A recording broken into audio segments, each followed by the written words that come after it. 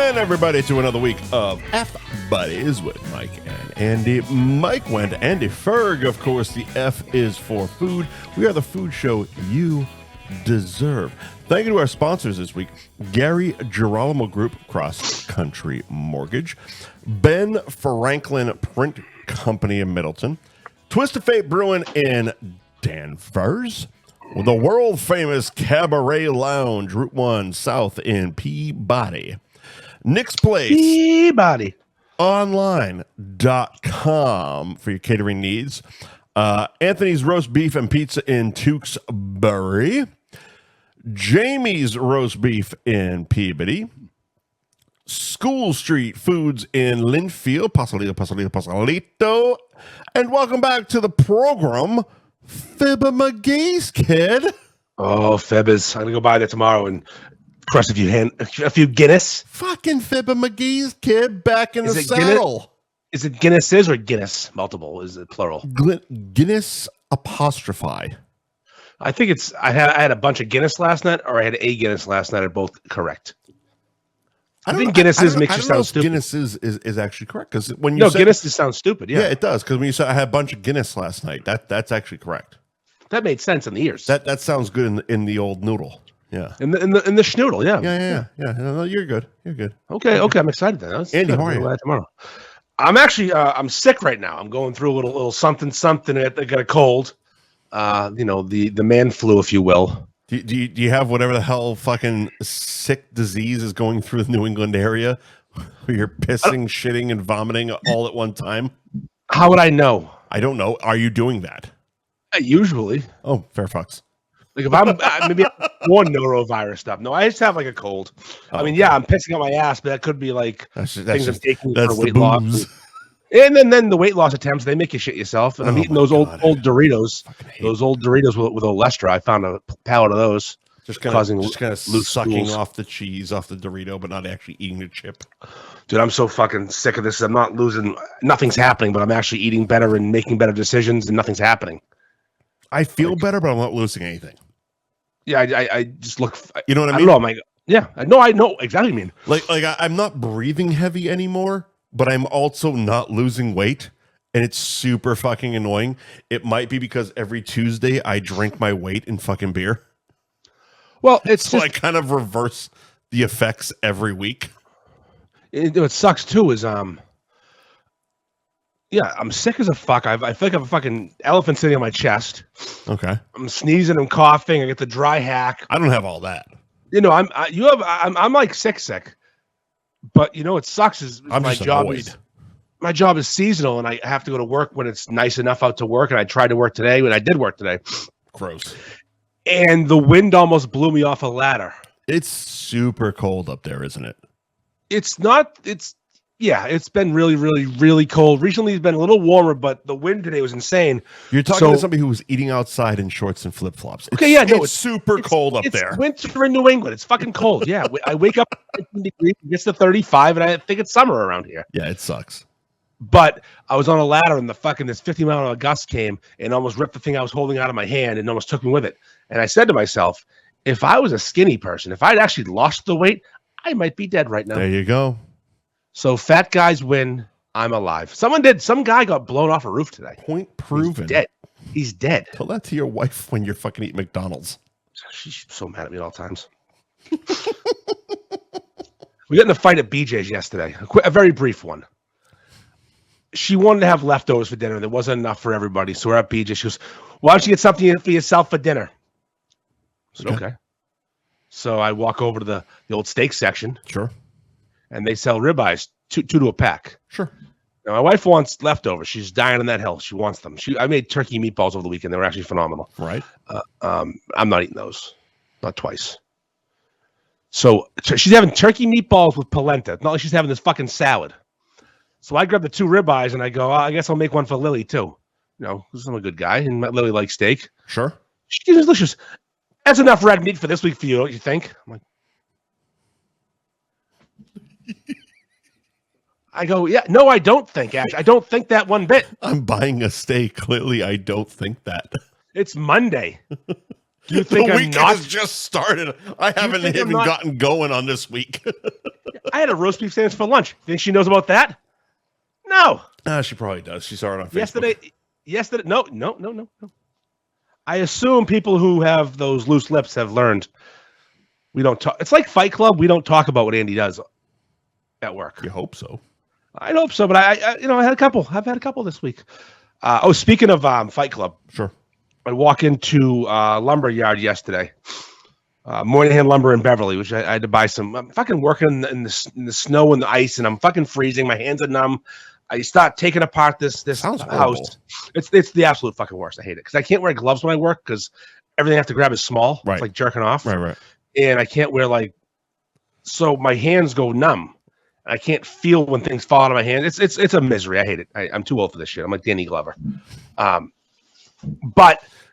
I have to go to lumber yard. 10 years older than he was in Lethal Weapon 1. That's true. He got old quick. So I go to this lumber yard, Moynihan Lumber in Beverly, to pick up a piece of fascia board, piece of pine, Fascia board. Little 1x8 by 16, a piece of fucking timber. We're going to bring that back to the job and replace some rotted wood because we found it. Sure. Comes to $40.12. Seems reasonable. I don't fucking know the price of lumber these days. Seems like it went up a little bit. Whatever, $40.12. I hand him my credit card. Kid goes, $40.12, huh? It's like 4 junior beefs. Oh, fuck. And I went, my man. And it was just funny. It's honestly, it's so much like Fight Club. But see, that's also something that would probably piss your wife off if she was standing next to you. Oh, she'd be so mad.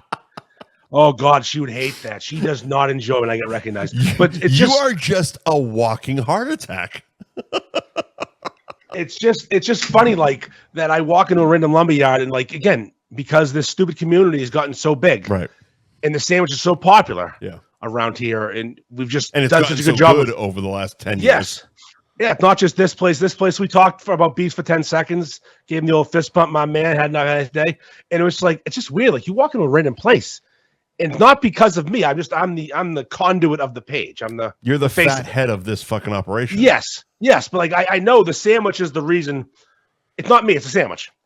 I do make a mean reel or a gif or a meme once in a while. I know I'm talented. I mean, there's a reason the sandwich is what it is this day. I don't want to keep stroking your fucking ego here, but there is a reason that the sandwich is no longer just a gray fucking small little beef for $6. Did you see what Royal Roast Beef and Stone put out today? No. I didn't go there. Phil Bennett, one of the beef group, often posters, frequent posters. He went there, asked me, he goes, should I go to Royal? I said, yeah. I mean, they want to get better. They need reviews. I mean, yes, go there. Check it out. Let me know what you think. Yeah. You can't pull the fucking 9.3 out. So I feel that has something to do. And I see, Matt from Nixon Burlington post a lot about it. It has a lot to do with who's on the fucking slicer. Yes. Because you went there. Now, granted, you went there originally being known that you were going there and got a fucking huge 9. Then you went there anonymously, got what, 7-ish? Low 7, something like that, like 6.5, low 7. Yeah. And now he's going back and he's getting a 9. So it's definitely there's a scheduling thing with the beef. Well, yeah, and the thing is these shops that want to be great.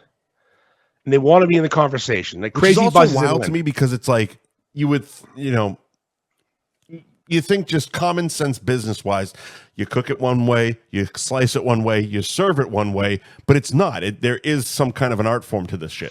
And again, I don't know. I have no clue. I am really good at eating them, and I can tell you why they're good and why they're not good. So again, full disclosure, we talked about this. Royal Roast Beef and Stoneham asked me to help them. Right. I'm consulting them. Right. And my consultation isn't free. Right. Full disclosure, I'm not a fucking liar. You asked me to drive to Stoneham 5 different times and have your beef. You write a check. And again, but I told them I will be completely honest. But you're not buying a review. You're buying your opinion. Yes. Your honest opinion. The reviews are honest and they're real. Actually, the first beef I gave them like an 8. Was it 8.3 or 7.9? Because they assembled it horribly, but the beef was good. Bill from CNS jumping in the comments. Definitely, who's on the slicer? Abso-fucking-lutely. Oh yeah, 100%. No. Bill. Speaking of fucking, That man right there. I mean, we're going to talk a lot about CNS in the next couple months, especially when Beef Madness comes around. Because I do want to make an announcement though, about Beef Madness. A real quick announcement on Beef Madness. While we have Bill here, so in years past, it was actually hard to find 4 number 1 seeds with Beef Madness. Not this year. Not this year. No. There's the problem is there's more than 4. Right. And I've been doing the scores, and here's the way I usually do the number 1 seeds is legacy plus recent reviews. Mm-hmm. So if you've been doing it for years and crushing it for years, and you're one of the top dogs, and you're also in the top 10 for scoring, and you get the most reviews, like Bella's, for example. Okay, Harry from Bella's gets the most reviews in the group. At least he was for a while, and he gets pretty much the highest scores. Right. So Harry's a guaranteed 1 seed. Ted Londy is fucking god of roast beef around here, and he's never actually been an owner for a long time when we did Beef Madness. He's always between shops or opening a new one. Right. Ted's getting a 1 seed. He's in my opinion, the guy. But it's also not just a legacy or a token thing. It's like the Londy's reviews are there. Oh yeah, no, he's top 3, top 4 in reviews score wise, right, and getting a ton of them. Right. But here's the thing: you got Bill from CNS, who during the month of December averaged 9.9. Yeah. What am I not going to recognize and that? There isn't a day that goes by that I don't scroll past a fucking CNS review. And every one of them is like, holy shit, that looks perfect. Yeah. It's a big stack. It's not stupid looking. The onion roll is always cool looking because I love that new onion roll that has the fucking bumps, look like titties. Yeah. Some of them deformed titties. Sandwiches are super sexual. That goes without saying. Especially that kid Phil goes there and gets the horsey drizzle. It's like, Jesus. Thank you for understanding. It looks like thank you for fucking understanding. Pizza the Hut. Yeah. Yes. Or else pizza is going to call out for you. I said that line to my wife the other day. She goes, "Why is that funny?" I said, "Because usually you call out for pizza." Fuck. Well, now Discount Max Headroom said pizza's going to call out for you. That's funny. That's humor. Why is that funny? All right. Well, Mike would get it. Of course he would. And she's usually good about getting those ones, but that one it didn't click for her about pizza calling out for you. So here's my announcement. Normally we do four regions, 4 number 1 seeds. And if I was to pick it based on legacy and current scores, this year's number 1 seeds probably would have been Modern, Londy's, Bella's, and Pete's. Yeah. 3 previous winners still crushing it. The current leader right now in multiple reviews, like most reviews and highest scores. Like if you did it on like what do they call those things? Like a weighted average. A weighted average, Londy's would beat CNS. Sure. But seeing as we also have CNS and Pepperell, right, Nixon Burlington, right, and a few others, right, slinging serious heat. We are going to do 8 number 1 seeds. We're doing 8. Hot fucking damn. We're doing 8 regions. 8 regions of 8. So instead of 4 regions of 16, 8 of 8. Wow. So we're gonna. There's one thing I worry about is, people will see if I see a 1 versus a 2, and they don't know which one is better, they'll default to the 1. Right. So the 1 seeds always make the final 4, which I don't care. They're the best beefs. But I'd like to see if there's 8 1 seeds. I want to see which 1 seed gets past which 1 seed. Sure. And I want to see fucking blood.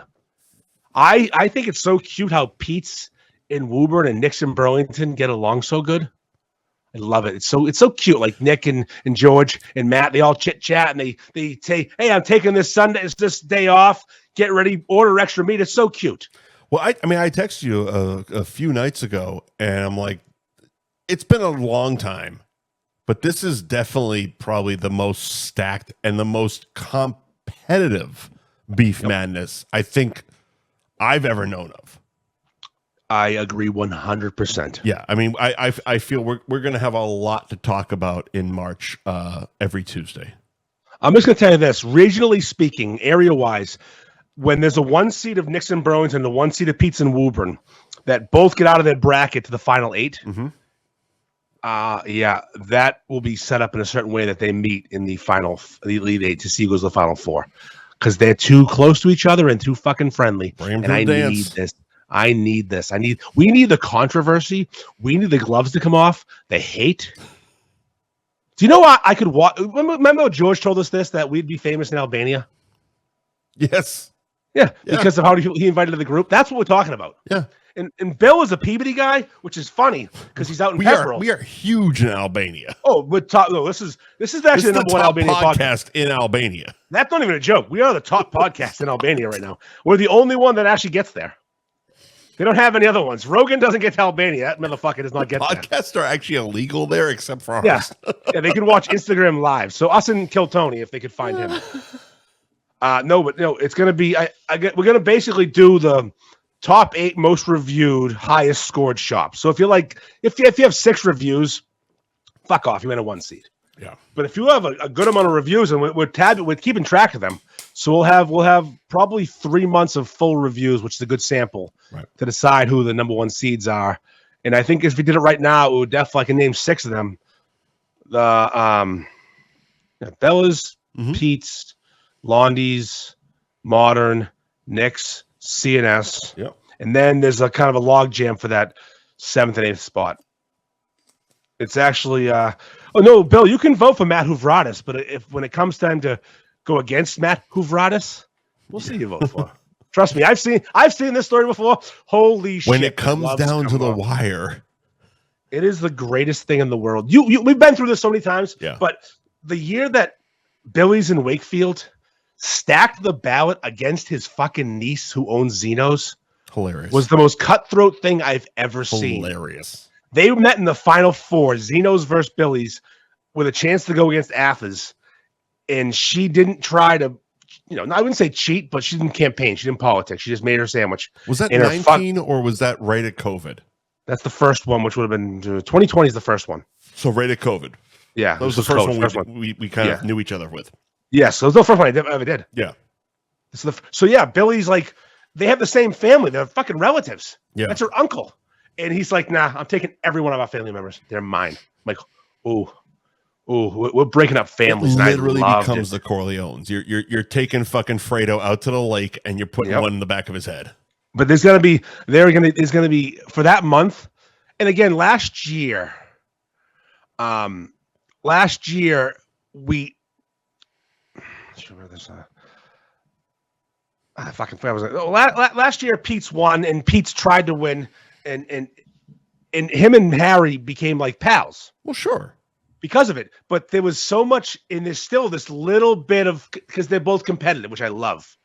Harry especially is a fucking psycho when it comes to competition. And it's like there's this little tinge of, I don't know if I like this guy. But we'll see. We'll see how it goes this year. We've never had a repeat winner. Well, it's like Brigitte said in Rocky IV. They're sportsmen, not mercenaries, or whatever the fuck she said. It's like at the end of the day, yes, it's healthy competition, but if he dies, he dies. My favorite part of paraphrasing, of course, is always setting up matchups that I can see in the future. Because you can look at the board and know what's going to happen for the most part. There might be a plucky upset. Like every year, I put Lancy up against Ramses. Sure, I want to see it. I love seeing it. And they're neighbors. I want to see that matchup. It's the first round matchup every year. I'm probably going to put Nick's OG versus Nick's on Essex Street. First round matchup. Has to happen. No, one of them's not fucking open. No. What? New owners, they're open. Are they actually open? They never closed. Oh, there's not going to be any. Oh, okay. No. They showed up and they're already there. I could have met the owner last week. Steph was going there to sell them everything under the sun. Yeah. I was going to go there and meet with her. She was there. I was invited, but I figured there was going to be like a close down rebuild type of thing. Oh no, these Albanians don't fuck around. I didn't know who bought it. Yeah, maybe change a chair or two. Okay, fair. Paint a wall. Move on. I was supposed to meet Steph there and talk to the new owner, but it was supposed to be 2:00 on Friday, and that was cool. And 2:45 on Friday wasn't cool anymore because I was driving up north. Right. So, no, this year's Beef Madness is going to be epic. I think it'll be the best one ever because I think this new format. It's definitely going to be most competitive. Yeah, no, there's going to be 7 or 8. I mean, Anthony's in Tewksbury is probably going to be one of the 1 seeds based on scores I've been watching. Well, just on the fact that, like, again, every year, not everybody, but most places step up their game so fucking much. Yep. That there is that, like, there's that group of 9s And it's not 2 or 3. There's a group of fucking regular 9s. Biggest one ever we've ever had. Yeah. So it's definitely the most competitive beef madness we're gonna run into. I just can't wait to manipulate it. Just set up the matchups I want, because you got to set the you got to make it compelling. It's called the Puppet Master. Yeah, it just can't be, oh, that's cool. No, random. No, not random. No, we set the fucking brackets the way we set them up.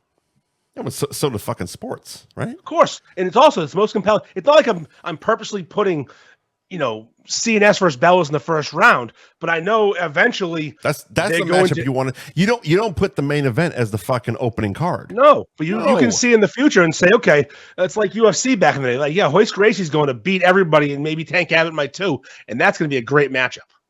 Put them last. Exactly. Well, no, figure out a way to get them to get to the last. You gotta see the pattern. I've been doing this for a long time. I know the fucking pattern. Right. And I cannot wait to, I can't wait for this shit. It's going to be so epic. Billy's and Wakefield used to be top tier. That's a fact. I still love Billy's and Wakefield, but I am an old school beef slut.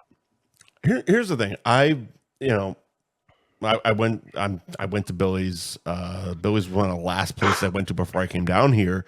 But even when I see Billy's posted, reviewed, I've never seen one that I'm like, oh, that looks awful. They fell off. It's like that's a solid beef for Billy's.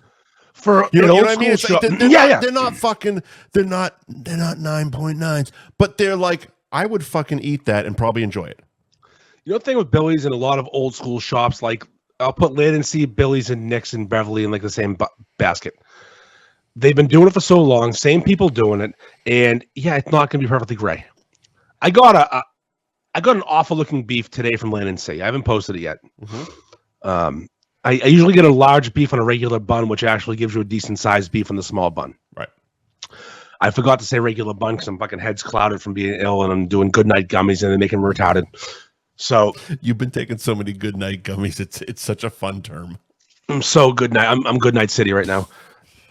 So I looked at it and I went, oh, Jesus Christ. And it was beef with cheese and mayo on a seeded bun, sauce on the side.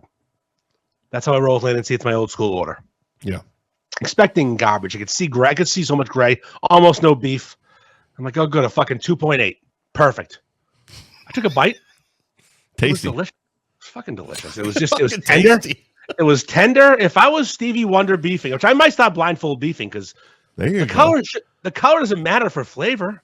Here's the thing. I feel we're way off from talking about it, but there might be an event where a blindfold beef fucking eat off like a Pepsi challenge type of thing might need to be introduced. Yeah, no, that'd be a good one. Event. We'd have to figure out who are the places that want to fucking. Problem. Beefs don't travel. That's the fucking issue. Yeah, but if they're all there. Yeah, I know. If they're all there, sir, find a spot that is equal distance. Grab for everybody. One. Who do you like more, dum dum? But also, yeah, I mean, you get sliders. There's no prize. There's no competition. Who gives a fuck? Feed Dan Bob 2 fucking beefs. Which one do you like better? Okay, there you go. Yeah, exactly. Gives a fuck. Dan Bob. Who gives a fuck? I haven't seen Dan Bob in weeks. Have some fucking fun. I miss Dan Bob. Well, let's not get sad about this. Let's get down. All right, let's get down. Our first topic. Let's not get sad. Let's get down. Our first topic, a half an hour in. We'll get to it. You sent me a text. I want to come out hard right out of the gate with fucking AI fucking retards. So a half hour in, let's start hot. All right. So last episode, I came in hot with a recommendation for a hard follow. Yeah. And the page that I said we should follow, everyone should follow on Instagram was at Caked Up and Down, all one word. Hilarious. Caked Up and Down. Now, I don't follow this page because I don't want to be caught following this page, but I do. I will search it. I would search it out. Let's be honest. You're not searching shit anymore. I don't need to. You hit that little magnifying glass, and that's all that's in there. Now, the other day, this was probably last Thursday morning. Yeah. I'm scrolling, and hot bitches at gyms pops up, and this really, really, really hot chick wearing like booty shorts and a sports bra, just walking, smiling. I'm like, I've seen this video before. I know this video, but she wasn't in it. Mm-hmm. I'm like, now I'm like, I'm fucking Charlie, connecting dots. Yeah. I go to the Caked Up and Down page. I can't find this video, but I start cross-referencing back and forth. They have done a face swap of a hot Instagram model with 2.7 million followers. Something about fucking, I don't know, some dumb fucking name I can't even pronounce, like numbers as letters and shit. Right. Bad kitty or bad mama. For lack of a better term, she's a normal functioning woman who is attractive in the gym on all of her reels with 2.7 million followers. It's something I think it's bad for teacher. It doesn't matter what the fuck her name is. It's bad. There is numbers and letters mixed in, so it's hard. It's BAD T4 TE4 CHER. So bad teacher, but a 4, I think it's called. I started cross-referencing. Every one of this fucking Down syndrome chick's videos are a video from this other girl's page. So some motherfucker, because I don't think the bad for teacher chick's doing it, because why would she? Has taken this smoke show's fucking videos and gone to AI face swap and added some fucking Down's face to it and has now created fucking 40,000 followers and making money Instagram with her videos. But the face that they're using is from, is it not a attractive Down syndrome woman? I don't know. I know who you mean. You know what I mean? Because you sent me those videos too. Yes, there's that sister. And those aren't her. And those aren't the same account. Because the fucked up thing is, Festa sent me the Downs face video, and I go, oh, Andy figured this one out already. Here's the real fucking account. That's right. I've been doing the work. Blown. I've been doing the work behind the scenes. By the way, talk about it Thursday. Yes. So there are 2 legit Down syndrome influencer models out there. There's the one Spanish chick who's silly hot. Yeah. Patito, patata, patito. You know that one? I don't listen to the internet. Oh, she's perfect. Volume down. And so retarded. Volume down. And she's the Victoria's Secret model, and she's legit. She's been on the magazine covers. Sure. And then there's a different model who does videos with her sister who's exploiting her. And her hot sister and her do like gym videos. Those 2, fully legit, cool. Caked Up and Down, though, has stolen one of their faces. And there's a certain look. You can't mistake Downs. The look is not mistakable. Like, it nicked me. We all know about this. So this is the problem, though. It was so perfect. We all saw Shane Gillis at Monday Night Raw this week, hoping to see John Cena. He didn't see him. That was so good. He went home, made some fucking grilled cheese sandwiches. Yeah. So that guy's living all of the best lives. Holy shit. He has rocketed to somehow like A-list status while still maintaining his retard chugging Bud Light status. Yeah, he's in a commercial with Post Malone now. Well, that's his Bud Light thing. So just funny. Shane Gillis has been the Bud Light guy since the trans thing happened. And now they've incorporated Post Malone as well. It's actually a pretty funny and I watched it, the countdown to actually drinking on camera thing, and goddamn well he's gonna have a fucking Super Bowl commercial, which is fucking money. Listen, I am a huge Gillis fan because he's funny. He earned it. He absolutely. It's not like he just all right. He looks retarded. He's fat, doughy. He's like us. He's not like rotund. He's not John Panette. He looks like he's not John Panette fat. He's just regular fat. Looks very much like you. Yes, we're ugly. Yeah. If you had a little like white trash goatee, I could be Gillis for Christmas or Halloween. You would be fucking crashing the Howie Mandel show to fucking tell him you're your brother. It's true, actually. That's so weird. But yeah, no, Gillis deserves it. He had the best special of 2024 or whatever year it was. Beautiful Dogs is fucking amazing. You can't deny it, and he towed the line so well where he stayed mainstream and didn't piss off the world, but also it's the funniest thing of all time. I found this out literally today. Tires, the Netflix show. Yeah. Yes. He and his crew filmed and edited that and then sold it to Netflix. Netflix didn't produce it. Good for him. So that's he literally said, like, yeah, we could have released this on our own and made our money back if we just released it online, like for YouTube Premium. Yeah. But we pitched it. We watched it, said this is fucking good, pitched it to Netflix. They bought it. And now season 2 is being filmed. Good for them. Good for them. Like, that's balls. Big balls. Because it's that Gillian Keefe is the YouTube channel that it all kind of birthed out of, and they did basically. Which one's Keefe? He's director. He's literally he's in one scene of. Oh, not on camera. Okay. He was one of the. Remember when they were calling around to the other tire shops? Yeah, he's one of those guys. Like, he was on for like 5 seconds. Okay, but he's a director. He directed all of them. He wrote all of them with Gillis.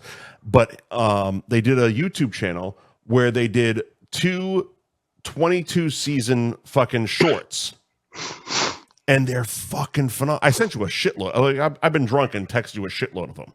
Like the one where he's like he's the OnlyFans dad. Yep. You know, or the plane where he's got his seat reclined, and the guy who plays his manager in the tires is fucking the flight attendant. It's fantastic. And again, like you said, he's earned so much. This was so not a fucking Shane Gillis segment, but fucking the guy's phenomenal. He earned it all. He's fucking phenomenal. Funny. He's funny. Phenomenal. So yeah. So obviously. And Alabama Jones is still one of the best jokes on fucking college football. Yes, it's so good. Alabama Jones. I thought this was a comedy show. Not. So my final like warning to everybody, because I looked. Jerk off with caution. Just don't Google caked up and downs topless, because you're not going to find anything. You're not going to find her on Reddit. It's not going to, she doesn't do OnlyFans. You can't jerk off to retards yet. We're getting there. We're close. Guys, hold. Look, you can, but they're AI. No, we need to, we need a Down syndrome porn star. That's going to be the next step. I'm cranking hog to that thing.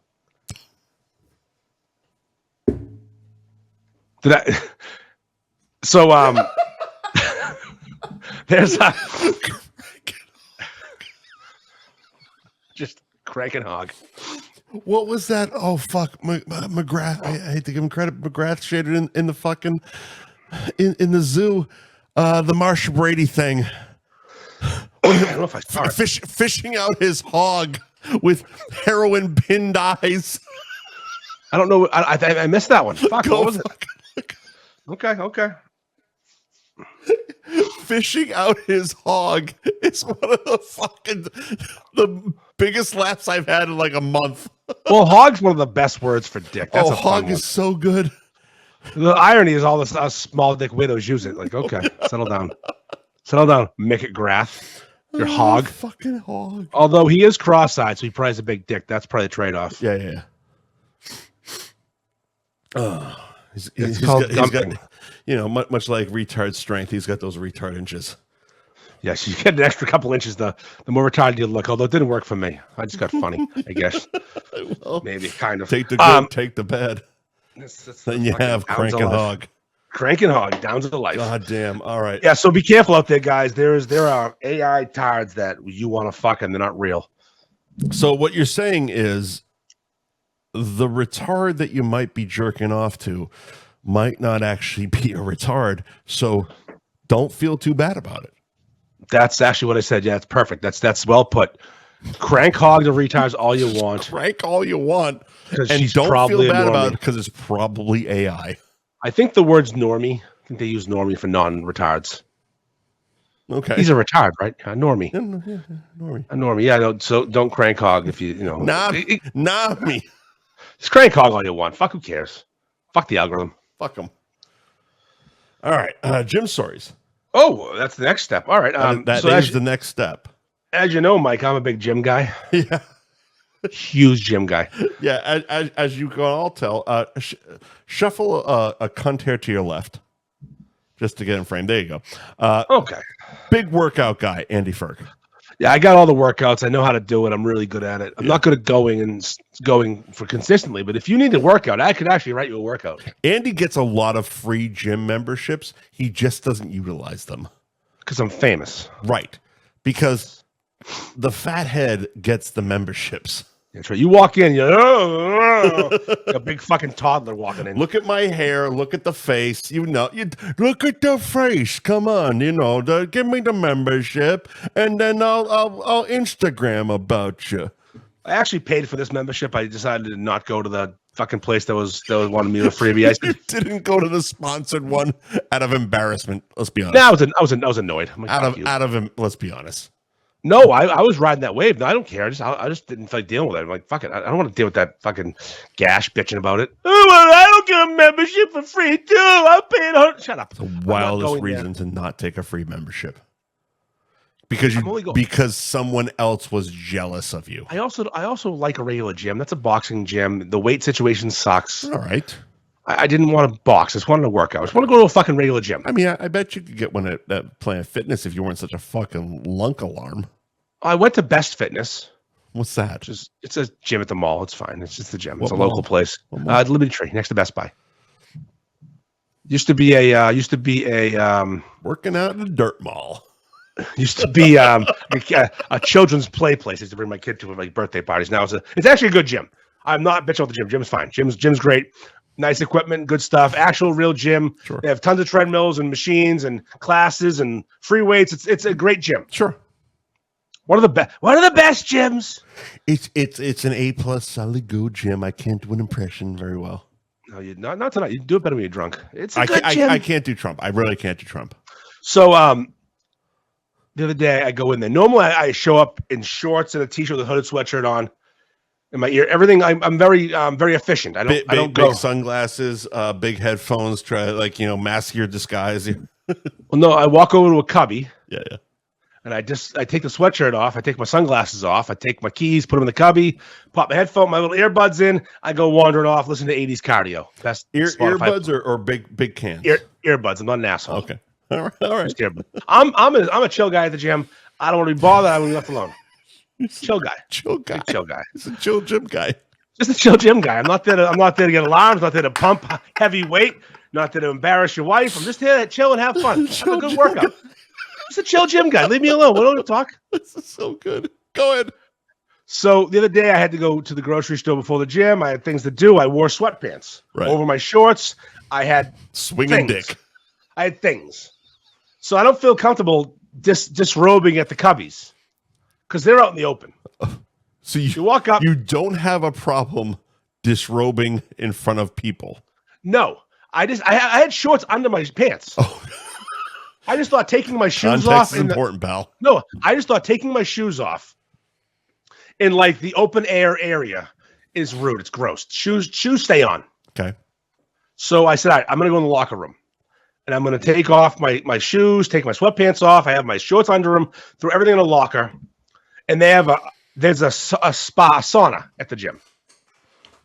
Okay. Nice little steam sauna. You'll get a lather going, get a sweat going. Sure. I like a good sweat. Sure. I like a sauna. I'm a big sauna guy. Got my earbuds in, got my phone, got my shorts, got my t-shirt on. Dressing like a regular person. All that shit works in the sauna. Yeah. Okay.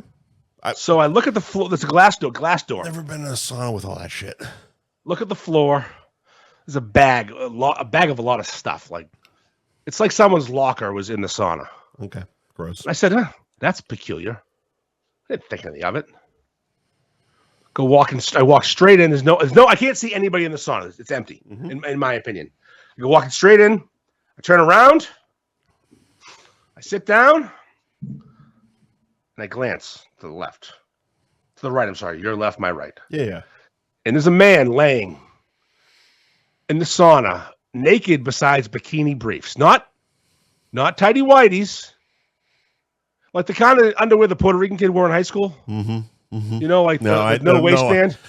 We all had that Puerto Rican kid in high school. Yep, exactly. That kid. He's got bikini briefs on, and he's got, say, 3/4 heart on. Yep. He's chubbed. What the fuck are you wearing? Pointing straight up. It is a fucking, it's a space needle. It's a fucking sundial. It's going. Sun's directly above us. And I just went, oh, fuck. Oh, fuck. So I leaned forward. I put my hands on my knees, like a praying position almost, like just like I'm not here. And I'm trying to not be weird about it because it's weird enough. Right. And I feel like I've like happened upon a Craigslist plan or a, like let's meet the sauna at 3 and suck each other off. Right. Type deal. Like, because no one uses that sauna. That's why I wanted to use it, because no one uses it. And I'm going to do like a minute face down, hear my music, move on my life. And I go to get up and I glance right again. And now Hard on McGee is staring at me. He's sitting up. He thinks you're his grinder date.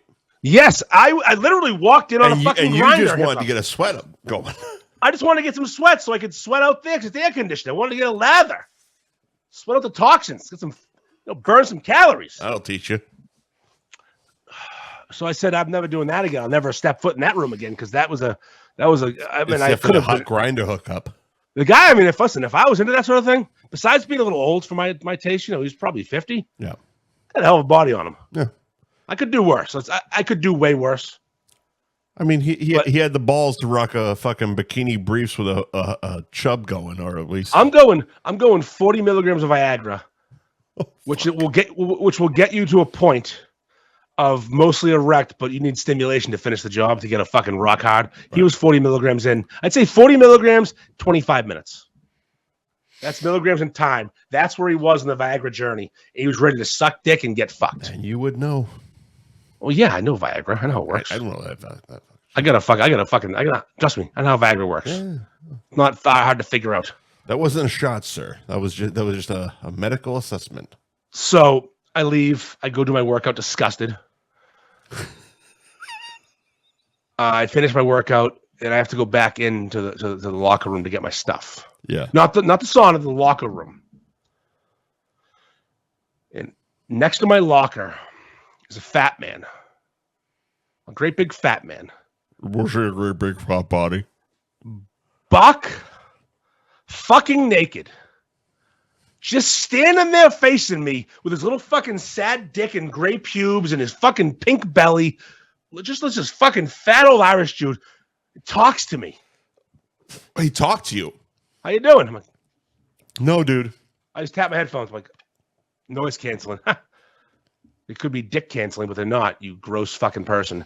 Like, why?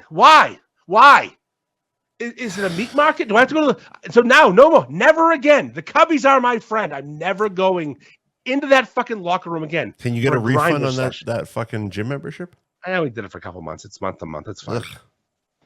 It's gross. It sounds gay. Oh, you think it sounds gay, Mike? A guy with a fucking hard on in the sauna? Pretty gay. Yeah, I could have been fucking raped. Well, it could have been. Would have been. Should have been. Thank God for noise-canceling headphones. Fucking naked dudes. And it's just, the locker room behavior is disgusting, and I've avoided it mostly because I hate it. And I used to see a fat dude fucking using baby powder all over himself in the Bally's Total Fitness locker room back in the day at the North Shore Mall. Just fucking cover himself and fucking... I'm so happy I'm not a gym guy because these stories just sound horrible. But here's the trade-off. I would rather die of a heart attack tomorrow than have to deal with any of this shit. I'm going to pull the trade-off out for you. Go ahead. You leave that locker room, that hell on earth locker room, right, with hard-ons and naked fat dudes. Yep. You walk out to the floor, and it's 80% women in spandex. So all of a sudden, it became a cool place to be. That's a rough trade-off, though, because is it? No, it is. It is because it's not the women in spandex in the sauna. No, there's different locker rooms for that. Yeah. Sidebar. It's not a whorehouse. Sidebar gym question for you, though. Yeah. I saw something at the gym recently. There's a girl at the gym. I think she has alopecia. We've talked about it before. Sorry, go ahead. She has alopecia. Okay. No, like bald. Mm-hmm. Eyebrows gone bald. Mm-hmm. Banging body. Like, this girl works out every day. She also works there. She's ridiculous body. Right. Recently, I started noticing that her hair was coming back a little bit. Interesting.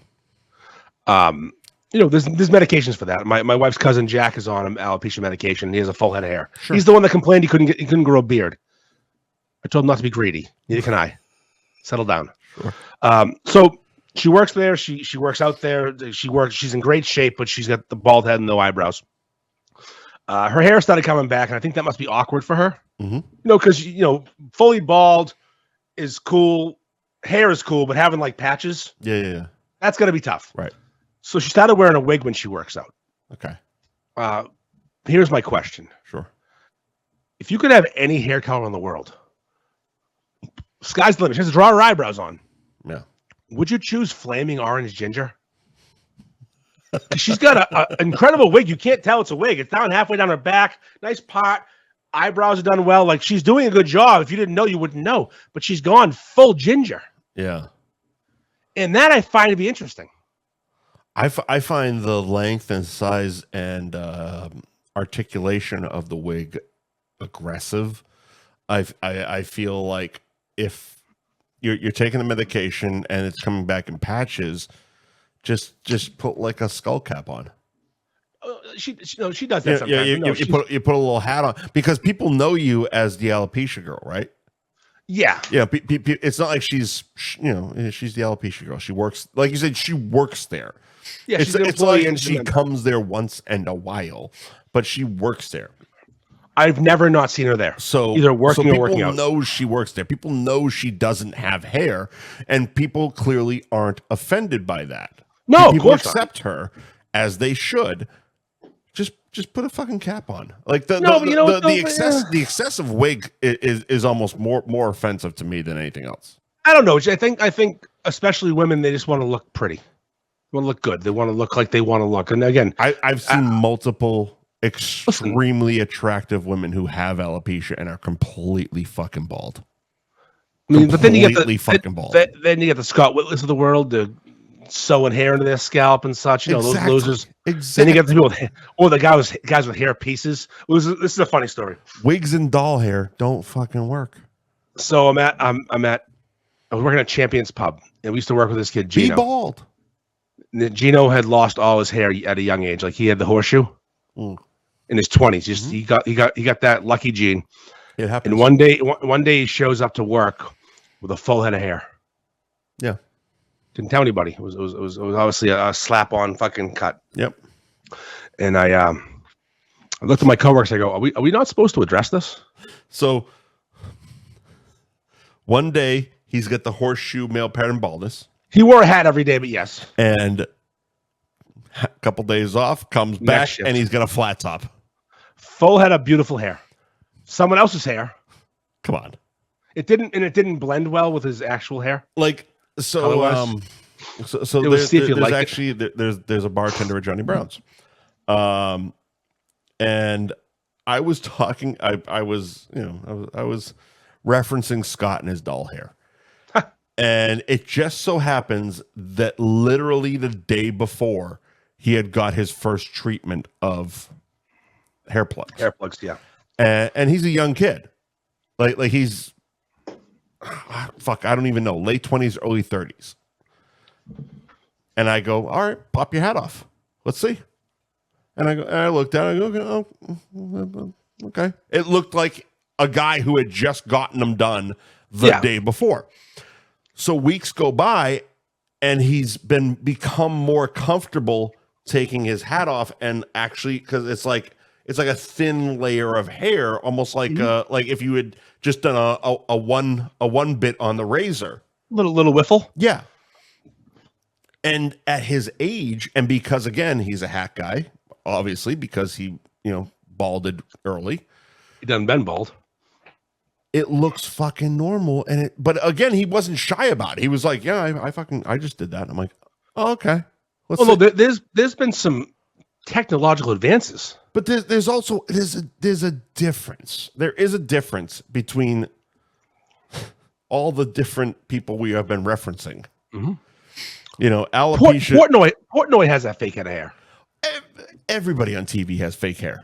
Everybody on TV. fucking Dennis Leary has a new fucking sitcom, so he's been on fucking Fallon and all these other shows. He looks like a wax figure of fucking Dennis Leary. Yeah, I'm not watching that show. I'm not watching the show, but I watched him in I fucking hate Jimmy Fallon, by the way. I fucking hate Jimmy Fallon. Awful. But they did a newer stuff, version of Asshole, the song. And I'm just watching it like his hair is it has to be a wig. There's no way plugs are that fucking thick. It has to be a wig, and it's such like what the fuck, Dennis? What the like your whole bit was being like the everyman, and now you're fucking Caitlyn Jenner. You look like more of a woman than Caitlyn fucking Jenner. Around here, I hear a sponsor, Dr. Matthew LaPreste. We've joked about recently him wanting to sponsor us, but we have such great hair he can't. The lettuce guy, right? Like LB did it, right? Yeah, he did him, right? He did Edelman, Portnoy, Tom Brady, all these people. Yeah. He does a good job. The hair looks natural. Whoever jammed the grass in the Whitley's head might have Down syndrome. Wasn't him. Yeah, wasn't a good. No, not Dr. Matthew LaPreste. Wasn't him. Also, just not to go down the fucking Scott rabbit hole, but his hair color changes color 3 times per episode. Pick a fucking shade, motherfucker. I would never watch that show. Oh my God. It did it when I was on the show. What's funny is I would edit it and be like, motherfucker, his skin tone and his hair are different colors in every segment. Just for men, but not the right version. Oh, speaking of, did you see my wife did my makeup. No woman blends that terribly. Dummy. Did you see your buddy Stevie got called out because his group is dying? I did see that. And he didn't even respond. Of course not. What a vagina. The reason you got the job, you just abandoned. Because his group did die. Because he got the job. Eat pizza and shut up. Yeah. What's funny is the whole reason, like you said, the whole reason he got the job was that group. Do you know if he went live in there? Die. If he went live in that group once a week eating pizza, he would be so much more famous. Little advice. You get 20-something thousand captive audience people looking for you, pal. Yeah. Talk to him. And a TV show. Do you know, I don't know what level of fame I would need to abandon my beef group. I think if I was a billionaire. The reason behind it being, I would say, I can't speak for you, but just guessing, the reason behind it being the probable reason for your fame is the beef group. Yes. If I got tapped by so it's like if you got to a certain level of fame, it would be because of the beef group, and the beef group would follow with you. If Portnoy tapped me on the shoulder and said, "You're a barstool now," cool. Here I come. But also, I'm going to eat roast beef sandwiches and talk to my friends. Right. But I'm going to say offensive things, and I'm going to be happy when someone quits the group because that group is my baby. But also, you would probably, that tap on the shoulder would also probably be one beef. Everybody knows the rules. Yes. You know, like sometimes I rank things in my head, like how important things are to me. Mm-hmm. That group is so high on the list. I could never say how high it is on my list of importance in my life. It is. It's not even like we might have to get lawyers involved if you did. No. She surpasses the group, but well, she does. My wife and kid are obviously more important than the group. There's 2 she's, but the list gets real small after my wife and kid of how important that group is in my life compared to other things. Right. It's not the sandwich. It's that the group that I hold so dear and. Yeah, I love those people. They're the best. It is a community. And they really, like tonight someone did a review, some old fucking Wilford Brimley lookalike did a review from Marks and Wellesley. Diabetes.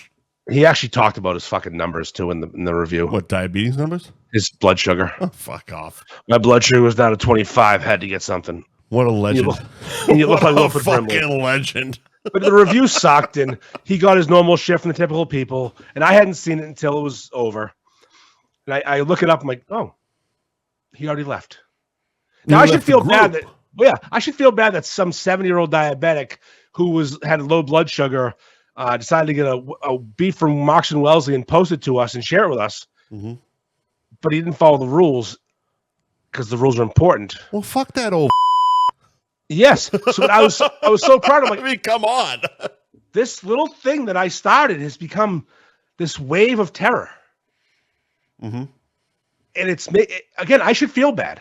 Should you? Because he's probably telling his sister or his wife right now, those assholes in this beef group, his face. Nope. I feel my heart grew. You are going to be a conversation at his family's begrudging Super Bowl party that he's throwing. And I didn't say a fucking. We got to go to Grandpa's fucking house for a super son of a bitch, and he's gonna bitch about this fucking Facebook group that nobody gives a fuck. And the Mexicans. Who's no? We got Super Bowl later in the show. We'll talk about later. Yeah. You want some ads right now? Jesus Christ! I think we should.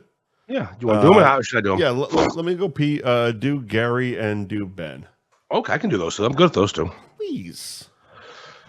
Gary Girolamo Group of Cross Country Mortgage, the one-stop shop for all your mortgage needs at Buy and Refi on Instagram. So if you want to buy a house, refinance your existing property, get a loan to put a fucking addition on, whatever you need, Gary and the boys can help. They are the best. The rates are what they are.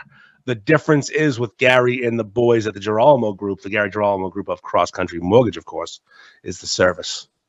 Again, you're not going to find like better rates. The rates suck, but you got to buy something. You got to refinance sometimes. Rates are coming down slowly. You had too many kids in addition. Like again, you call Gary, get the loan. He takes care of you. Gary's a fucking legend, and he a top 100 nationally loan originator. I think top 10 in Massachusetts. It's like fucking boiler room over there. Just a party and a fucking mortgage going on every day. At Gary, at Buy and Refi on Instagram, Gary Girolamo Group of Cross Country Mortgage. Give them a follow, give them a like. Go through them for your mortgages because they support this podcast and we support them. If you like this show, obviously those are your guys. Ben Franklin Print Company in Middleton, formerly in Danvers. Joe from Ben Franklin makes all my stuff. He is an absolute fucking legend in this world. I'll give you an example of his customer service I've brought up in the past. We printed these Super Beef shirts. Super Beef. It's the Supreme logo, but it says Super Beef. Fuck Supreme. Sue me if you want. I don't care. The first run did not come out well. It was something went wrong. The ink was wrong. Font was cracking, and I hadn't looked yet. And Joe texted me, he goes, "Oh, those shirts that went home with you today, I think there's something wrong because I snagged one and it's not looking right. So inspect them." Now it was Friday. I wasn't going to inspect these shirts. Sunday afternoon rolls around, and I get a text from Joe. "Throw those shirts back to me. I'm reprinting the entire order. They were fucked up." Before I could say they were fucked up, Joe was reprinting them, and on Wednesday of that week. This was Sunday. On Wednesday, I had a full new order coming to me because they weren't up to his standards. You know why? Because Joe, the Super Beef Supreme shirts. No. I said, do you know why? Oh, I don't know why, but they were cracking. The ink was wrong. There was some sort of mix wrong, and he replaced it didn't go well because Joe has integrity. He does have integrity, and also having shirts. Integrity. Everyone knows he makes my shirts, and having my shirts not be of high quality, that reflects poorly on Joe, reflects poorly on me. But again, without any prodding, any questions, my boy Joe took care of it. Right. Do his website and his address. BenFranklinPrintco.com is the website. 177 North Main Street in Middleton is the address, and at @BenFranklin_Printco is the gram. Twisted Fate Brewing in Danvers.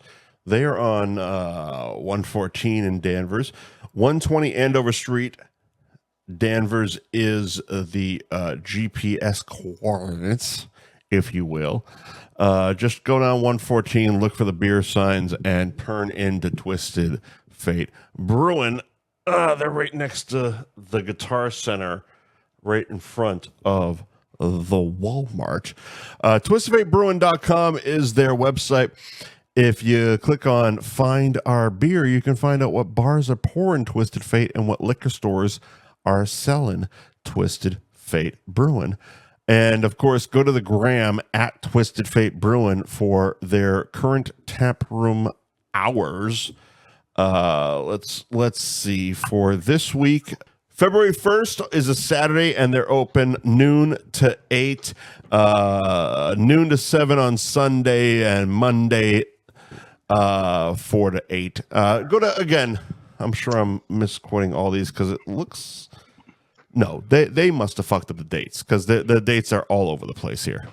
It goes 1:30, 1:31, 2:1, and then 1:26, 1:27. They got to be backwards. That makes no sense. Yeah, that's true. Yeah. They got to be backwards. But I'm going with February 2nd and February 3rd, noon to 7 and 4 to 8, Sunday and Monday. Either way, go to Twisted Fate Brewing on the gram for their taproom hours. They might be accurate. You did a good job. Well, fuck, I'm reading, man. I'm reading what's given. Anthony's Roast Beef and Pizza in Tewksbury, 1921 Main Street in Tewksbury. Anthony'sTewksbury.com is the website where you can order online, pick up some gift cards, and join their loyalty rewards programs. Go give Adam a review because that fucking cunt in her fucking crusade against him with the Board of Health, not even the Board of Health people, but the Board of Health watcher who decided to fucking write a review on Merrimack Valley Eats to 122,000 people saying this place got a bad fucking report. Hey, lady, shut the fuck up. They didn't. You're out of line. You're out of your element, bitch. Yeah, stay in your fucking lane. You're out of your element. Shut the fuck up. You're out of your element. She'd never been there. Never been. So there's obviously some dirty pool afoot. Shenanigans, if you will. So they got in trouble. I'll put in trouble in quotes. Trouble. For a cleaning of the grill hood issue. Yeah. Which I have experience in this. You've cleaned a grill hood or two. I'm not circumcised. I've cleaned plenty of hoods. My man. Just kidding. No, I used to, when I worked at Champions, they had a big fire because someone was not cleaning the vent hood well, and they were lying. So after the fire, us as bartenders had to clean the grates. Mm-hmm. They're these filter grates. You basically just run them under hot soapy water, clean off the visible grease, just give them a once over. How's your father? Yeah. Let them dry, put them back up. Yeah. Which is all you have to do. This gash is up there in the fucking ceiling going, you didn't get it clean. No, you do the fucking grates, and then a professional does the actual vent. You know what, though? That gash wasn't even up in the grates. She was up in the fucking Google.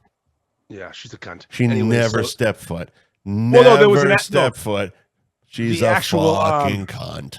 The actual Board of Health person did go in the grates and complained, and that was the original issue, that they didn't clean them properly, but in the real world, they actually did. Had a lot of weird issues that, like, we're not going to get into. Stealing tiles and nitpicky bullshit. Nitpicky cuntiness. Go to Nixon Anthony's in Tewksbury, and support them. Please do, because they're phenomenal. And they're good people, and they're getting like persecuted by the town of Tewksbury. Railroaded by the fucking man. And that cunt Board of Health person, that cunt, say it again, she was fired from North Andover Board of Health prior to this. Look at that. For similar things going on, where she'd find an itch and scratch it. She seems like somebody that we're going to reference when we get to the movie topic in a few topics. Yeah, and then she seemed like the kind of person that would physically assault someone and then send unsolicited vagina pics. Ooh. Saucy. What's her name? Who's her daddy? What's up, cunt? Like but yeah, ARB Tewksbury on Instagram. Please support Anthony's in Tewksbury. And, just go to throw Anthony's Tewksbury into Google and throw a review up there. 5 fucking stars. 5 fucking stars. 5 stars. 5 fucking stars. Have you seen the 5-star videos? What's that? There's a guy with a Boston accent on Instagram. Oh, yes. It's always 5 stars. 5 stars. There's this guy, he hates his son, and he chops his arm off with a laser beam. It's 5 stars. Star Wars. Boom. So some cunt, decide to Google Anthony's in Tewksbury and then make it her fucking crusade. 5 stars.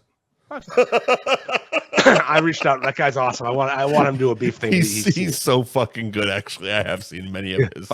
Everything is just 5 stars. He's like Be a Man, but way funnier. Way funnier. He has a really cool gimmick that's going to go off. Yeah, but it's way funnier. It's really good. Okay, Kobe. Okay. Oh, fuck! You're right. Just the other day. Hold up, Kobe. People were celebrating. Well, commemorating. I have no fucking idea. I missed all of this. Okay, the 5-year anniversary. I can't believe it's been 5 years. First of all, of Kobe Bryant dying. So when you said that, I was like, really? 5 years? And then I remembered, because me and Will were at a barbecue place out by his house, and it was right before I came down here, which would have been 5 fucking years ago. So, and we were looking at the TV going, did he rape somebody? Yep. If you didn't know, Kobe Bryant tragically died. I'm going to say this: tragically died in a helicopter crash because his daughter was with him. Yeah, him and his daughter tragically died. Look, other people, other dads. Even rape doesn't get the death penalty. No. It should. It depends on the rape. Let's be quite honest. We talked about rape last week, and the rape you watched. I'm not going death penalty on her. There's no charges. No charges. Demi Moore even disclosure, maybe no death penalty. And what's it? Sharon Stone and basically any Michael Douglas rapist, no death penalty. Jodie Foster and The Accused, death penalty. Death penalty, sure. I mean, you can't fuck somebody in a pinball machine and get away with it. So people people have such short memories. It drives me nuts. Yeah. Kobe Bryant, probably, in my opinion, the second best basketball player ever. Okay. I put Jordan number 1, and I put Kobe number 2. My white Irishness won't let Larry Bird be not number 2. Larry Bird's number 3. Magic Johnson number 4. Begrudgingly, I'll include LeBron top 5. Okay. I hate him. I think he's a complete piece of shit, but he's talented. You fucking you self-hating Bostonian. There's 3 Lakers in your top 5. I don't care about fucking where they played. Oh my god! Also, LeBron played everywhere, so who cares? Fuck LeBron. He doesn't count. LeBron played everywhere. He's not a team. First of all, I'll put Dominique Wilkins above LeBron. Fuck him. Dominique sucked. He played for Boston for a minute. He was terrible. I know, but LeBron has terrible hair. He got a baby penis. No. Tiniest dick in the world. That's crazy. It's funny if you look at Drake's dick and LeBron's dick; they're very different. Who was the Charlotte Hornets guy? Larry Johnson? Yeah, he's a good one.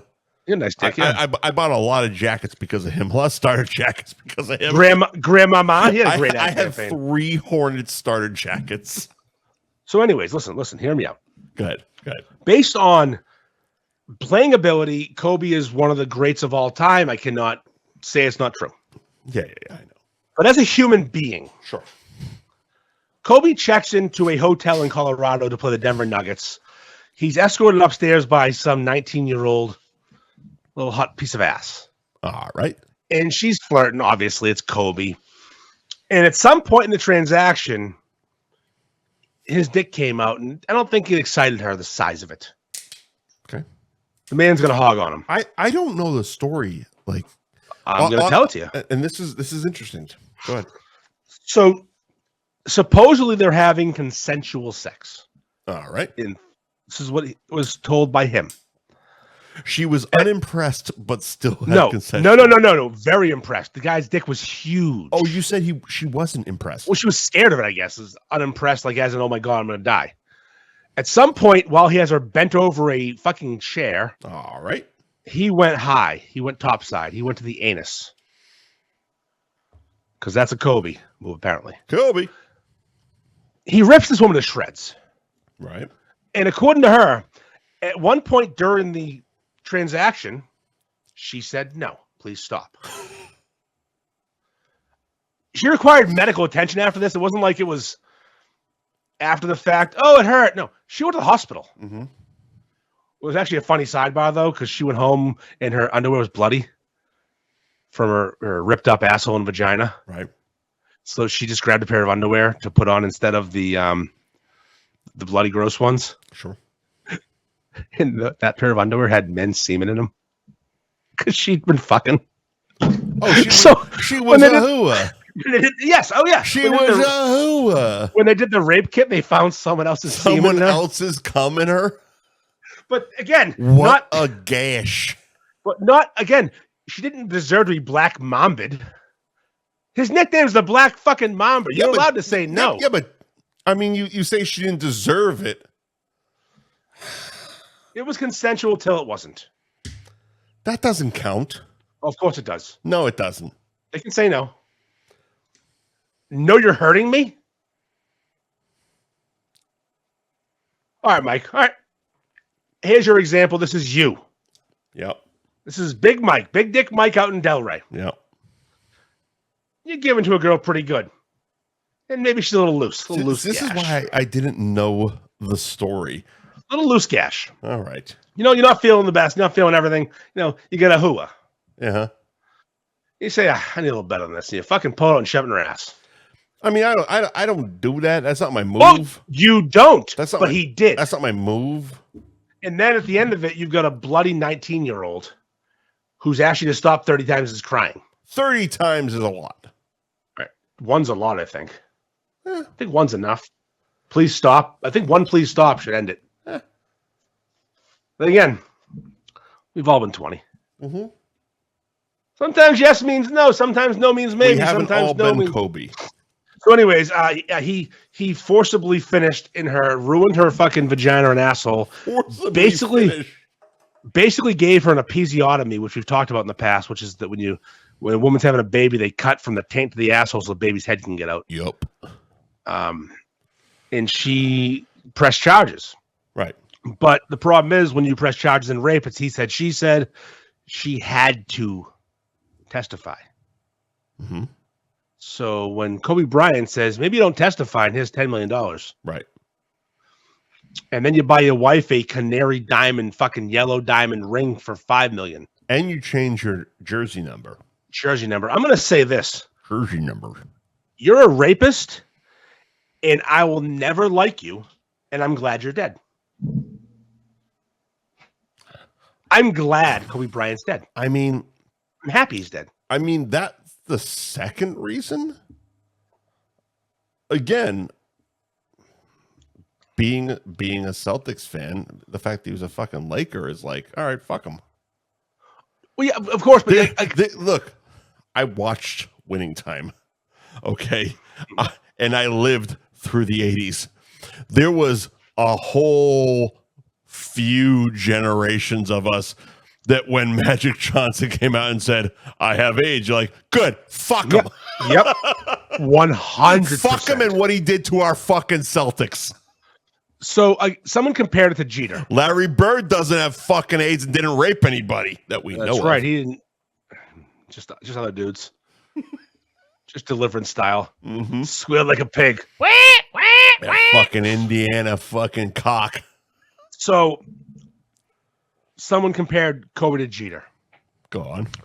Which is an apt comparison, except for the rape, of course. So Derek Jeter played for the Yankees for 20-something years. Could not respect Derek Jeter more. I couldn't. Okay. And I hated him as a player. But again, you're better the respect than most, is there. Because most of us wouldn't say a good thing about a single person that put pinstripes on. Once we started winning world championships, that all left. If we didn't win 4 World Series in the last 20-something years, and they've won, what, 1? I mean, I'm a hockey fan. I hoped that Max Pacioretty died when Zdeno Chara put his fucking head into the boards. I hope he died. I sat there watching, like, texting friends in Montreal, go, I think he's dead. Smiley. Well, they called the police. Oh, I know they did. They called 911. Oh, I know they did. When Jeter retired... And there were many signs in the crowd the next game. When Jeter retired, it was against the Red Sox, his final game, he walked off. Yeah. I went, wow. Yeah. I clapped my living room. Like that. I'm not a baseball guy, so it didn't hit me that way. I respect. is earn my respect. I'm a huge Red Sox Yankees rival guy, and I hated Jeter. I've been in fights. Someone yelled 1918 at me one time, and I punched him in the face. I'm that guy. But the respect I have for Jeter and Mariano Rivera are the only two I'd ever. You broke your leg in that stadium for those people. I did break my leg in that fucking stadium. For those people, not for a slippery bathroom. So, but that's a terrible comparison because Jeter's not a bad man as a person. I mean, I didn't like him for his. I didn't like his choices in women. Yeah, he fucked Mariah Carey though. Good for him. I mean, J-Lo is what I was thinking of. Well, both of them. Good. That's 2 for Tuesday. Fuck yeah. Was that Jeter or A-Rod? Both probably. Oh, A-Rod fucked J-Lo. Yeah. Jeter was Mariah Carey. She got money out of both of them. Jeter was like Leonardo DiCaprio of baseball. He's banged every hot chick. And plus, he played hard. And he respect all the day for Jeter. And I would have the same respect for Kobe if he wasn't a rapist. It would apply if they were all pre-20s. But I don't. DiCaprio reference. Yes. They were. I also don't. I hate A-Rod. Okay. No respect for A-Rod. Okay. I hate LeBron. No respect because the way they played. Sure. But A-Rod played the game right.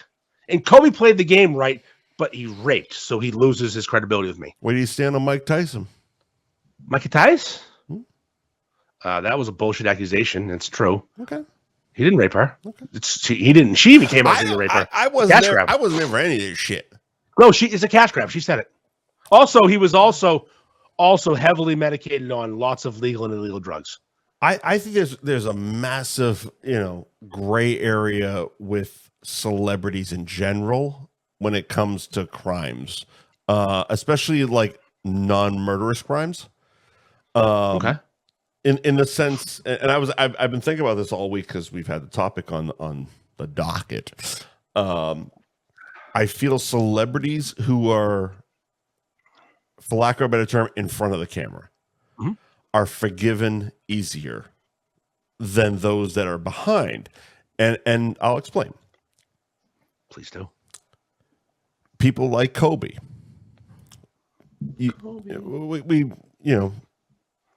Tyson, okay, it was accusation, but still Tyson.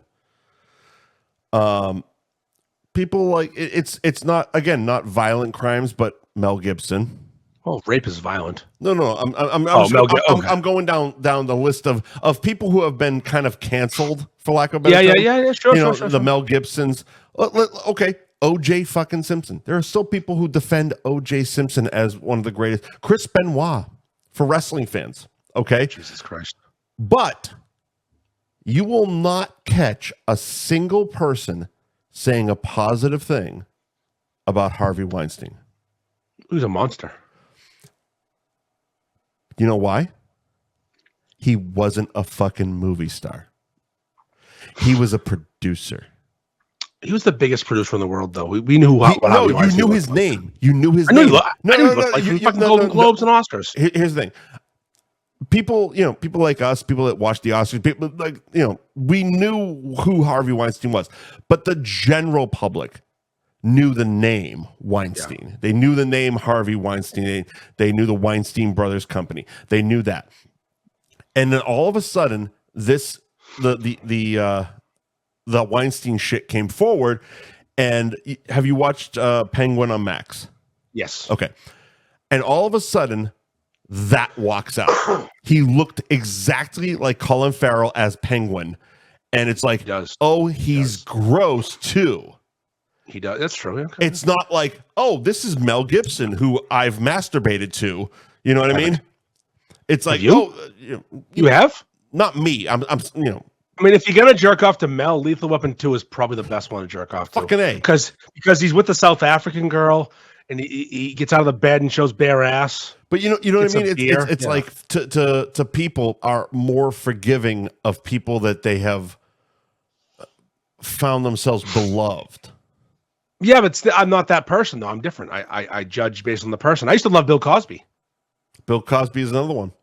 Then he became a rapist. A lot of people are still like, yeah, but... They're still mad at Hannibal Buress for outing him. Yeah, but did you see that? Did you see that special when Hannibal Buress outed him? No. As being a rapist? No. Oh, Hannibal Buress, the comedian. You know who he is? I know who he is, yeah. Yeah, black dude with the little squirrely eyes. I know who he is. He did a stand-up set outing Bill Cosby. as being a date rapist. Like he told this industry secret that was this hush hush. We don't talk about it. Right. And it actually worked. That was the start of the Bill Cosby fucking takedown. But there's still people that are like, yeah, but he did the Cosby Show. Well, yeah, they're called black people. Thank you. Yeah, black people don't want to lose their celebrities. But still, it's because he was in front of the camera. If Bill Cosby was just a name behind the camera and he had never shown his face, monster. It's because it's because he was America's black father for we had one a generation. He didn't go to get cigarettes. You know what the fuck I'm saying. So stop it. I know. Stop it. I'm being an idiot. Stop it. I'm being an idiot. Get over yourself. You know what the fuck I'm saying. Of course I do. It's like he was America's black father for a generation. So people are still like, yeah, but it's that but thing. It's like, he did that awful thing, but when there shouldn't be a but. Like, funny though. Like I said, I deal with it, with wrestling fans. Chris Benoit murdered his wife and child. Yep. And wrestling fans to this day will be like, he should still be in the Hall of Fame. He's a fucking great wrestler. It's like, he's a fucking child murderer. Well, if you listen, child murder, convict, like not even like OJ. OJ got off. Listen, there's a sect of people that think that the Hall of Fame shouldn't be based on your after career or what you did out of the game. It should be based. Listen, Ty Cobb's one of the biggest pieces of shit of all time. Look, racist motherfucker. I'm the biggest hypocrite of them all. Like I said, Mel Gibson is literally like if I had a favorite actor, I would say probably Mel Gibson. That's a good question, actually. Favorite actor. Huh? You know what I mean? It's like I'm not going to stop watching Lethal Weapon or Mad Max because Mel Gibson hates the Jews. Like. It's fucking Lethal Weapon. He's Martin Riggs. He's not Mel Gibson. You know what I mean? It's there is a separation between the person and the art. That actor's a tough question, though. Hulk Hogan, great one. A recent one. Got booed out of the fucking the debut episode of Raw on Netflix. Why? Because of MAGA shit and fucking he said a racist thing or two. A couple things. But Hulk Hogan, fuck that shit. I was a Hulkamaniac as a kid. I took my vitamins. You know what I mean? It's like my prayers. There wouldn't be an instance that I wouldn't, if I was in the same vicinity of Hulk fucking Hogan, that I wouldn't walk up to him and be like, hey man, thanks for my childhood. Give me a selfie. Hey brother, give me a selfie. I'm a fucking, you know what I mean? I commented on some Instagram like one guy, pick one from each era. We did this when he was in fucking Market Basket. So we did, but I did the other day. I picked this post popped up on some wrestling page I follow, and it was like lose one from each era, and it was Hulk Hogan, Ric Flair, and somebody. Yeah, and I didn't answer because I couldn't. I've been getting heat. I couldn't answer it. I've been getting so much heat because they eliminated fucking Undertaker. Yeah, sorry. Yeah. Wasn't that important to wrestling, in my opinion. Or Hulk Hogan, as important. As Hulk Hogan is the most. I think I picked Bret the Hitman Hart, Hulk Hogan, and Ric Flair or something like that. No, it was Taker. No, Savage, Hogan, and Hitman Hart. Top three for me. In this instant. Mm-hmm. I liked Ric Flair after the fact. I wasn't a WCW guy or an NWA guy. Rick's another one. Rick's great. Rick's another one that's had some sketchy allegations or two. But he's a rapist. But there wouldn't be a day that goes by that if fucking I saw Ric Flair across the bar, I'm not buying that motherfucker a beer and walking up going, woo, give me a selfie, motherfucker.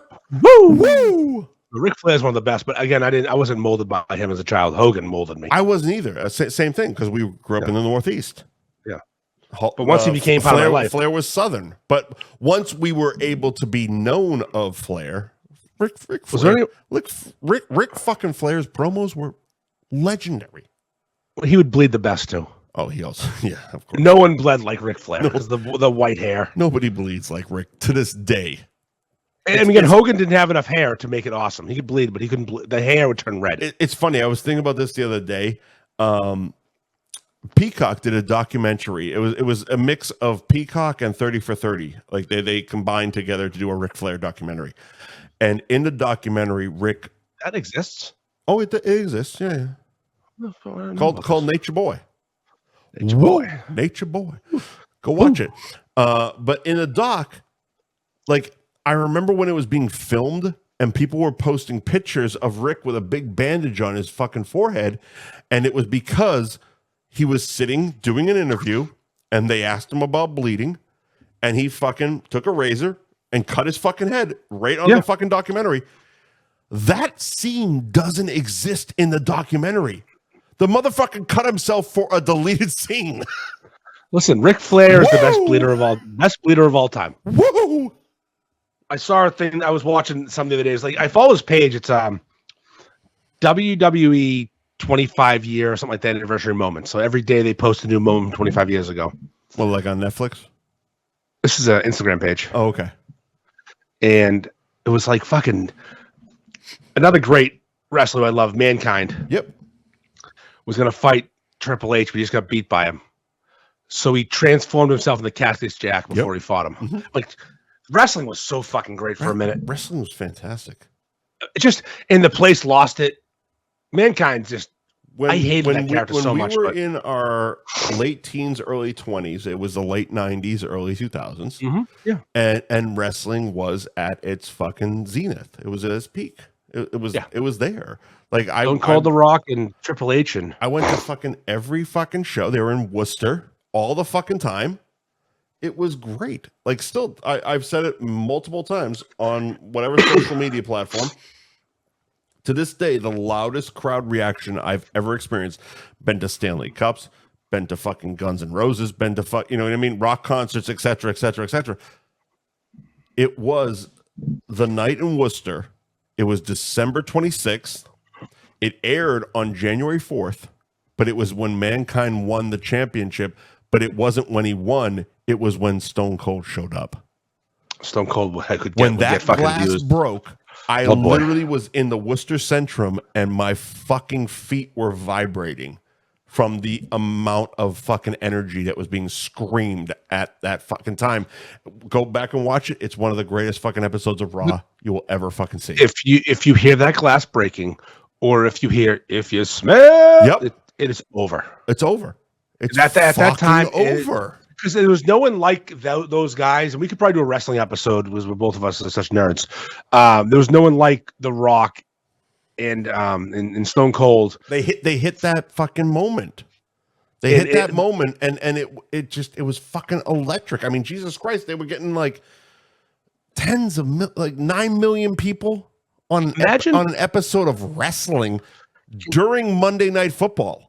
Can you imagine if Instagram Reels existed when The Rock started asking people what their name was? Ridiculous. It doesn't matter. Ridiculous. It would have been the highest rated, highest viewed videos. His jokes and his humor were second to none. Again, this is nerd wrestling stuff, but it's good humor, good entertainment. Right. The wrestling was secondary. Right.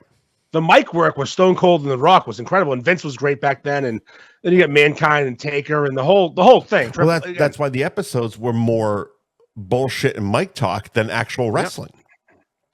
Yep. The episodes back then, 2-hour episode, you'd have 90 minutes of fucking talking and bullshit, and then 30 minutes of fucking wrestling. If you watch like the old days, like the Roddy Piper, the Snake Pit with Jake Roberts, right? It's fucking terrible. Okay, cool. Right. A snake's gonna bite me, maybe. The only person that could do it way back when was Roddy Piper. Roddy Piper, yeah. Roddy Piper was awesome. He was he could have fit in with the modern time wrestlers. Back when he busted a coconut over fucking Snooker's head. Yeah, exactly. Roddy Piper was that's why I became a movie star for a minute. Mm-hmm. Mm-hmm. A couple of decent ones. They Live's pretty fun. They Live is good. The rest of them. All right. His run on Sunny was excellent, by the way. As the maniac. Right. But Super Bowl. But you know, Kobe raped somebody. Kobe's a rapist. Super Bowl. Speaking of rapists, a rapist. Super Bowl. Everyone expects me to be super mad. Do they? Because Kansas City is on pace to take out Tom Brady's legacy, like do better than them.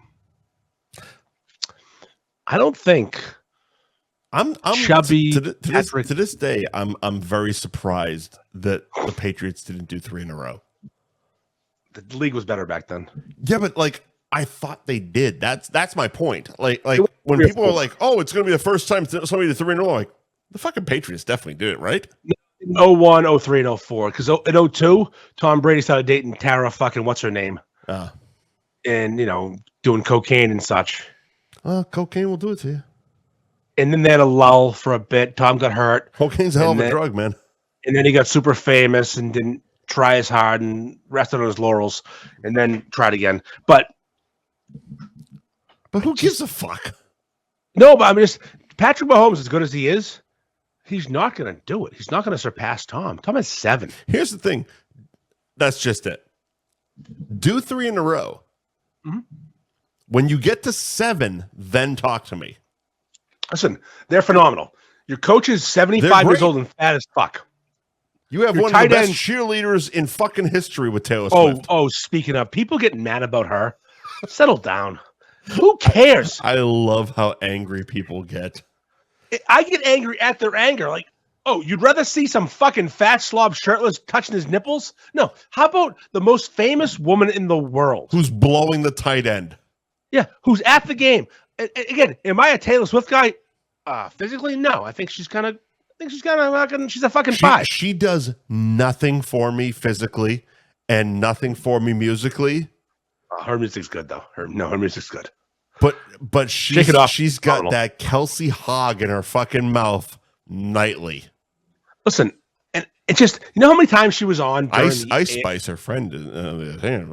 Ice Spice without makeup looks like she has Down syndrome. Oh, fuck it.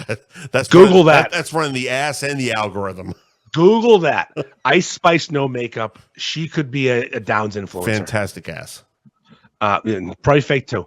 But who cares? During the AFC Championship, where the Chiefs played the Bills. Sure. Over under 10 times was Taylor Swift shown.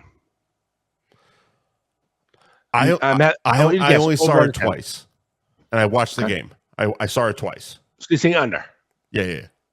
You're right. It was 4. Okay.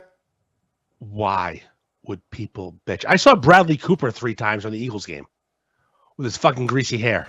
But man, he's a real fan. She's sucking off the fucking tight end. Thank you.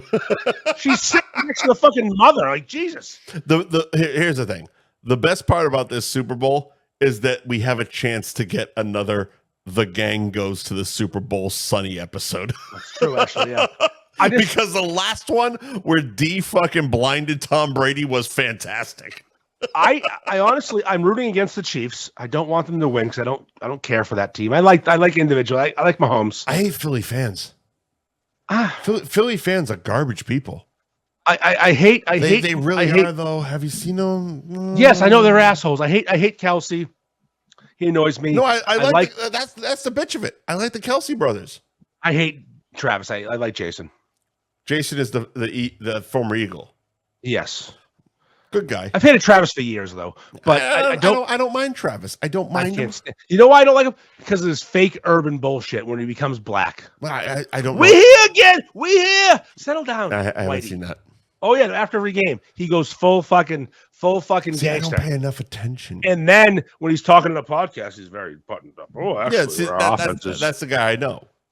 You know, who I like Gronk. You know why? He's always retarded. He's always retarded.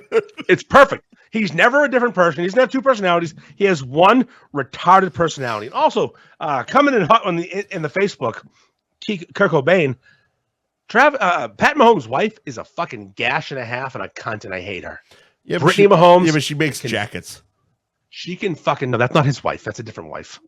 Whose wife makes jackets? It's the guy from the fucking 49ers, the fullback. Oh, well, fuck me. I don't know.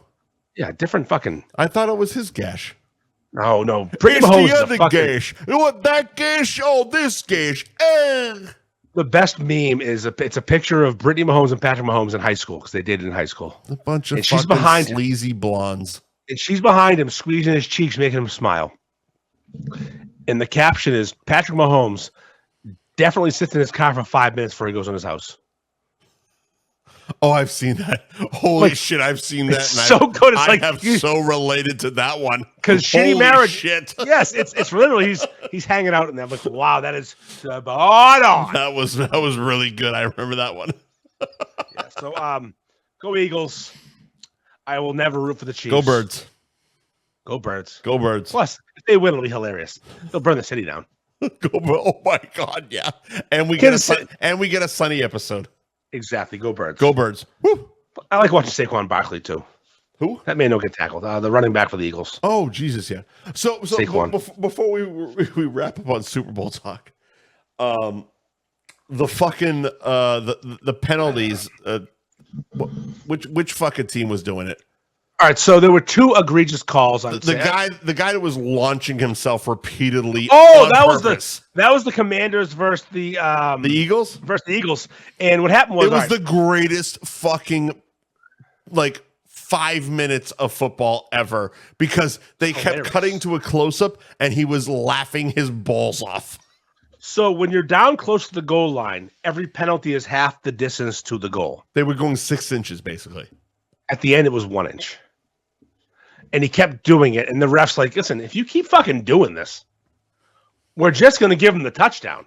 Literally, the guy said, he goes, we can award a touchdown. Stop doing this. He was because there was no penalty. Launching himself way offsides. He was trying to guess the snap count. It was wrong. It was No, he wasn't. He was just having a ball.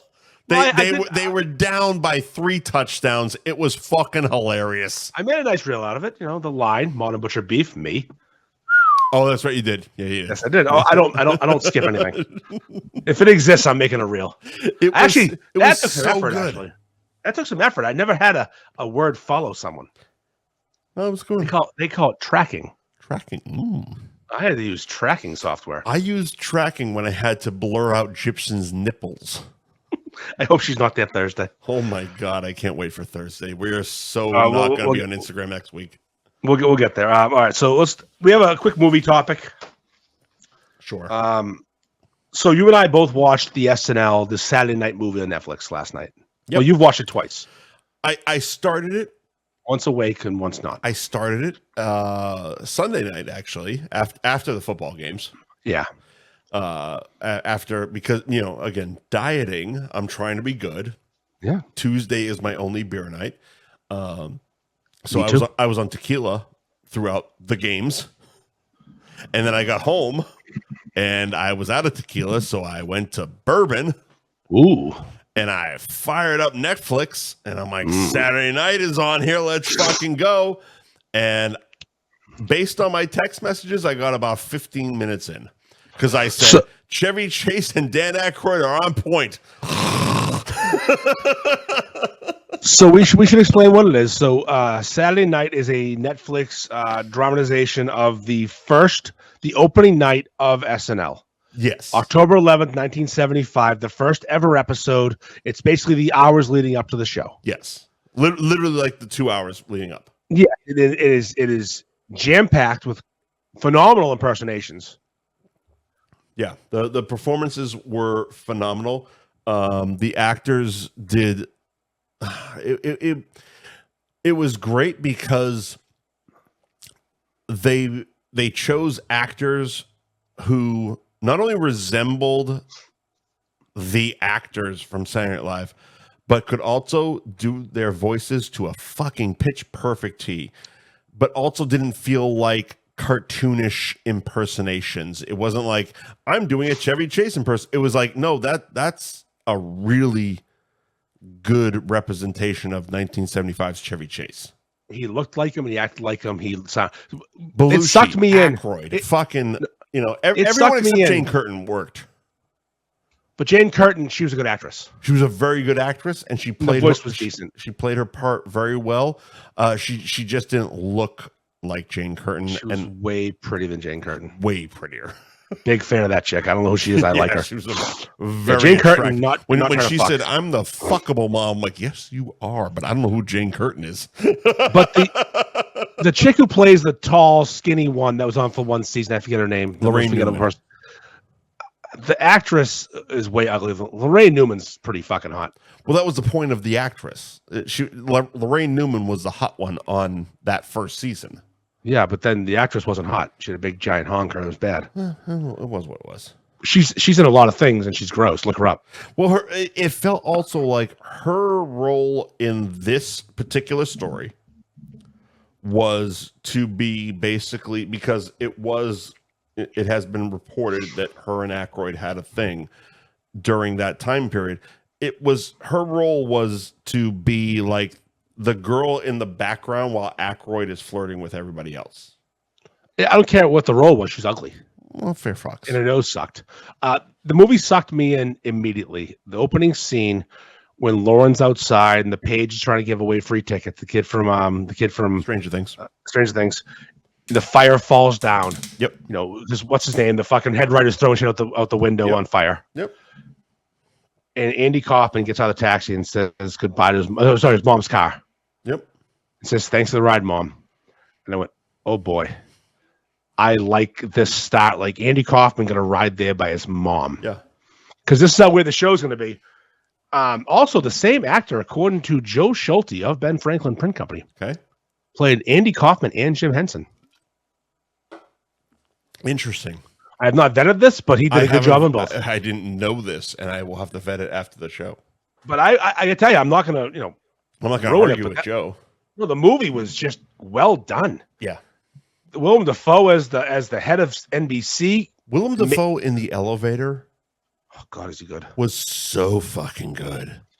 You just do what you got. You follow your instincts. Huh? Like so him like just fucking belittling Dick Ebersol and just really like praising Lorne Michaels in that moment because you needed that for the turnaround at the end. The Johnny Carson stuff was great. He was such a cunt. Such a little fucking cunt. It was really just, you have this collection of incredibly funny people. They're fucking drama geeks who are high on drugs. Cast. The drama geeks high on drugs. Well, they were funny. It's interesting because a movie like this, it's good it's on Netflix because you can also watch a Futile and Stupid Gesture, which is also on Netflix, which is the story of National Lampoons, which is a good companion to this because almost everybody Lorne Michaels stole from National Lampoons. Well, yeah, he wanted to make a TV show. They didn't. They were doing a radio hour, which is briefly referenced in the opening fucking like walk and talk. Yeah. And Chevy fucking references like, we're not doing radio. Belushi has to be on camera, blah, blah, blah, blah, blah. Yeah. Big fat fucking fire hydrant. So here's the thing. The movie was so fucking good that I didn't vet it. Normally in these situations where there's a biopic, I will at a certain point lose steam or interest, for lack of a better term, and I'll start Googling, all right, what the fuck is real? What the fuck is not real? Blah, blah, blah, blah. I'll start Wikipediaing this thing. I didn't with this. They kept it fucking moving. The movie was so active. I texted you the walking one takes were fucking phenomenal. From a film nerd point of view, like those are takes that fucking every person on the film crew has to be working in unison. The lighting people, the sound people, the actors, the director, the fucking camera people, they all have to be working in fucking unison and keeping out of the fucking frame because the camera's moving. They did so many of these in this movie. For a Netflix movie, it was 10 out of 10. Oh, it wasn't a Netflix movie. Was it in theaters? Yeah, it was. Oh, I didn't know that. Yeah. No, it's a Sony movie actually. When did it come out in theaters? 6 months ago or so. Oh, I didn't know. Okay, so I'm wrong. Anyways, it wasn't a Netflix movie, but still, it was really, really, really fucking good. Lauren's wife is a whore. Yeah. Getting plowed by everybody, just not him. I mean, They weren't subtle on that part. Well, they addressed that she was like his girl, big sister, and then she wasn't because she fucked him. I don't know what their relationship was, but she was definitely fucking Aykroyd and Belushi. Yeah, fucking them all. Fucking them all. So let's not ruin it for people, though. Hard recommend on that movie. Yeah. Big, huge recommend. Yeah. I have another movie to not recommend. Okay. It's a Oscar-nominated movie. Saturday Night was the name of the movie, by the way. Saturday Night, hard recommend. Netflix, so good. Oscar-nominated movie for Best Picture and Best Actor. Okay. Movie called A Different Man. You sent me a message about this. I haven't watched anything about it. A man who grew up and got tumors all over his face. Like Deadpool? Just fucking tumors. Like fucking, he looked like, who's Deadpool? No, worse. Like the guy with rocks all over his face. The Thing? Yes. Michael Chiklis played him? Yeah. Yeah, that guy. Vic Mackey? Yeah. Just tumors. What a shot at Michael Chiklis. Ugliest person alive. No, the Thing. Yes. Just the worst person. The Elephant Man. The worst thing I've ever seen. And I'm watching, I'm like, oh, this is gross. I'm like, it's going to get good, though. It's dark comedy. Okay. It never gets good. It gets weirder and weirder and weirder. They find a way to take off all the tumors. He becomes the best looking dude in the world. And then can't handle being good looking and puts a mask of himself back on. It is weird. 2 hours of my fucking life I'll never get back. I'm not going to get into it. It was fucking terrible. It's not worth watching. He should be nominated for a fucking noose. And so should the director. It was so bad. 2 hours of just watching. He started dating this girl kind of when he was fucked up. For a noose. It's pretty good. Well, that's a real. That's pretty. That's a real. That's a real one. Again, I couldn't recommend it less. I do not want to talk about it anymore. But what I will talk about is this. Yeah. Venom 3, another movie. I haven't watched that one yet. Do you watch the Venoms at all? I've seen the two. Okay, I watched one. Definitely watched one. Okay. My wife convinced me we watched both, first 1 and 2. Okay. And 3's out, and it went on sale on Amazon Prime. To rent. You buy movies, don't you? I rent them. Okay. Even so, I'll pay $6 for a fucking night. I can afford it. I can afford it. It has nothing to do with affording it. It's not that. I want to watch something fun. It has to be believing in the product. No. If it gets down to $7, I'm in. No, I'm not. $10 is my high number. $7. Like, if I don't believe in a product, are you fucking kidding me? I'm not chancing a $7 fucking rental for 2 hours. But listen, we loved one. Okay. I was convinced. Like I said, believing in the product. I was convinced we watched 2. I have no recollection of 2. We start 3. Mm-hmm. I paid $7 for 3 to rent it. Okay. And I don't know what the fuck is going on. Pause the movie. YouTube.com, Venom 2. What the fuck? What happened? I need a recap because this is 5-minute recaps. I start watching it. Woody Harrelson's in Venom 2. Yeah. I didn't know that. Holy shit. I've never seen Venom 2. He's the bad guy. I've never seen Venom 2. No, you saw it. You saw it. No, I didn't. No, my wife didn't either. We didn't have a clue. You both saw it. Nope, we didn't see it. You were just drunk. Nope, didn't see it. I remember things. Okay. So now I got to fucking rent Venom 2 while Venom 3's in queue already paid for. Jesus Christ. So we spent Saturday night watching Venom 2 and 3. Very fun. Enjoyed them both thoroughly. Very good. I enjoy the Venoms. They're fun. The monster's funny. The monster's funny. Very good. All right, let's move this along. Cabaret live show coming up, Michael. Cabaret live show will be a good segue for you to do a Cabaret live read as well. Ooh, yeah, I'll do that while you're in the bathroom. Yep. You going to piss? Yep, be right back. You gonna touch your dick? And just keep it going, and I'll be back to join you. Are you gonna touch your dick? Michael, touch your dick. Anyways, Cabaret Lounge in Peabody, Route 1 southbound. It's by Awaken 180 and a Dunkin' Donuts, but you wouldn't go there. So, fun fact, I'm doing a solo dolo without Mike Wendt live show there this Thursday. Me, Festa, Madison of My Gaping Masshole fame, strippers, blow, not for me, but for somebody, I'm sure. It's going to be a great show. We're going to have fun. I'm not sure how the sound's going to be because Mike is our engineer and Mike will not be there. So it's going to be an Instagram live only show. I got some wireless mics. We're going to send Festa off to ask girls questions. It might be the worst thing ever, and it might be the best. We don't know. We have no idea how it's going to be. But yeah, this Thursday, like in 2 days, Cabaret Lounge live, Ferg and Friends with Festa, Madison, Murray strippers, and special guests, of course. We'll bring in some randos, maybe some people you recognize, maybe people you don't. But yeah, this Thursday at the Cabaret for a couple hours, we're going to be live and direct.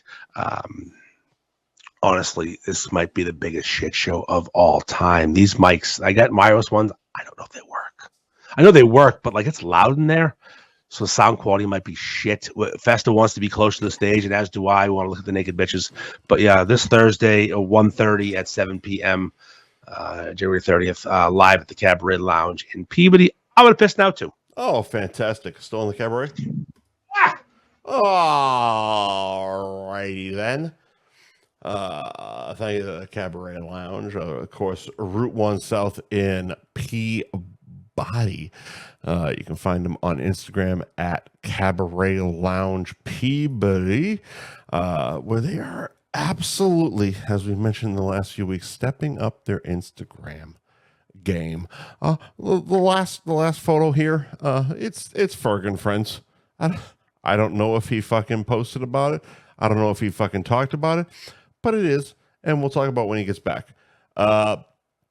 Nick's Place, nicksplaceonline.com. You can find all of Nick's Place locations as well as take part in their catering needs. You can order online their beefs, their pizza, and of course, the delicious salad dressing.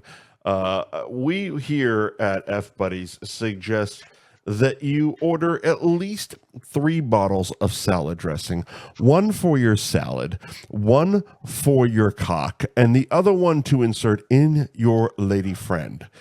Nick's salad dressing, good for all sorts of family occasions. All the holes. nicksplaceonline.com. Jamie's Roast Beef, 44 Margin Street in Peabody. jamiesroastbeef.com is the website. Yeah, you can order online, and you can find them on social media at Jamie's Roast Beef. They do so much more than just roast beef. For example, this afternoon, they posted about their chicken parm with mozzarella sticks topped on brioche fucking toasted buns. Fat parm, huh? Oh, fuck. That looks like such a diet breaker. Mm-hmm. Holy shit. I look so close. It looks so stupid and so goddamn good. You can find that in Peabody at Jamie's Roast Beef. Again, 44 Margin Street in Peabody. Margin. Got the word right, just not a number, motherfucker. 44 Margin Street in Peabody and jamiesroastbeef.com at Jamie's Roast Beef on the gram.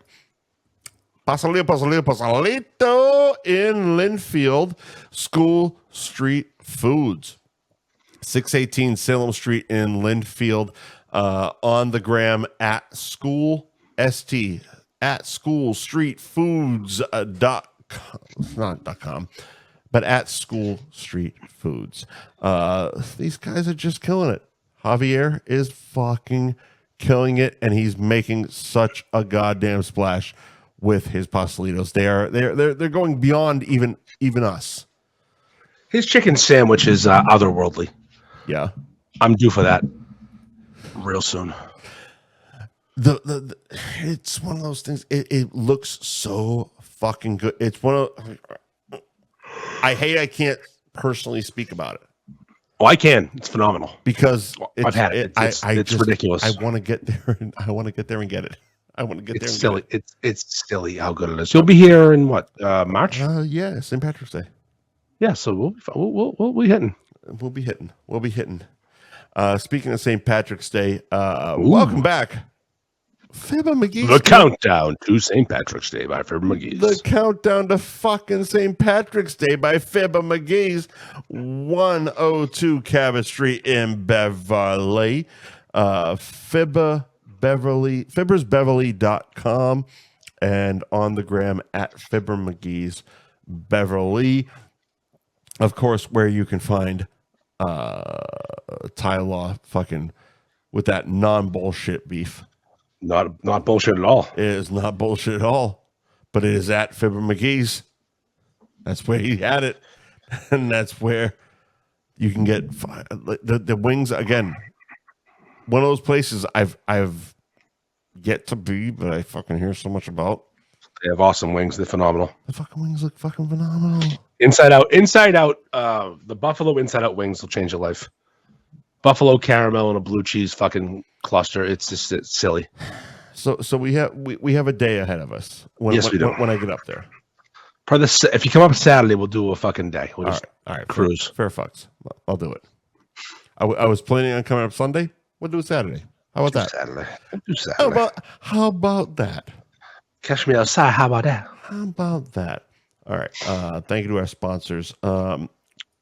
Circling back to one of our sponsors, the Cabaret.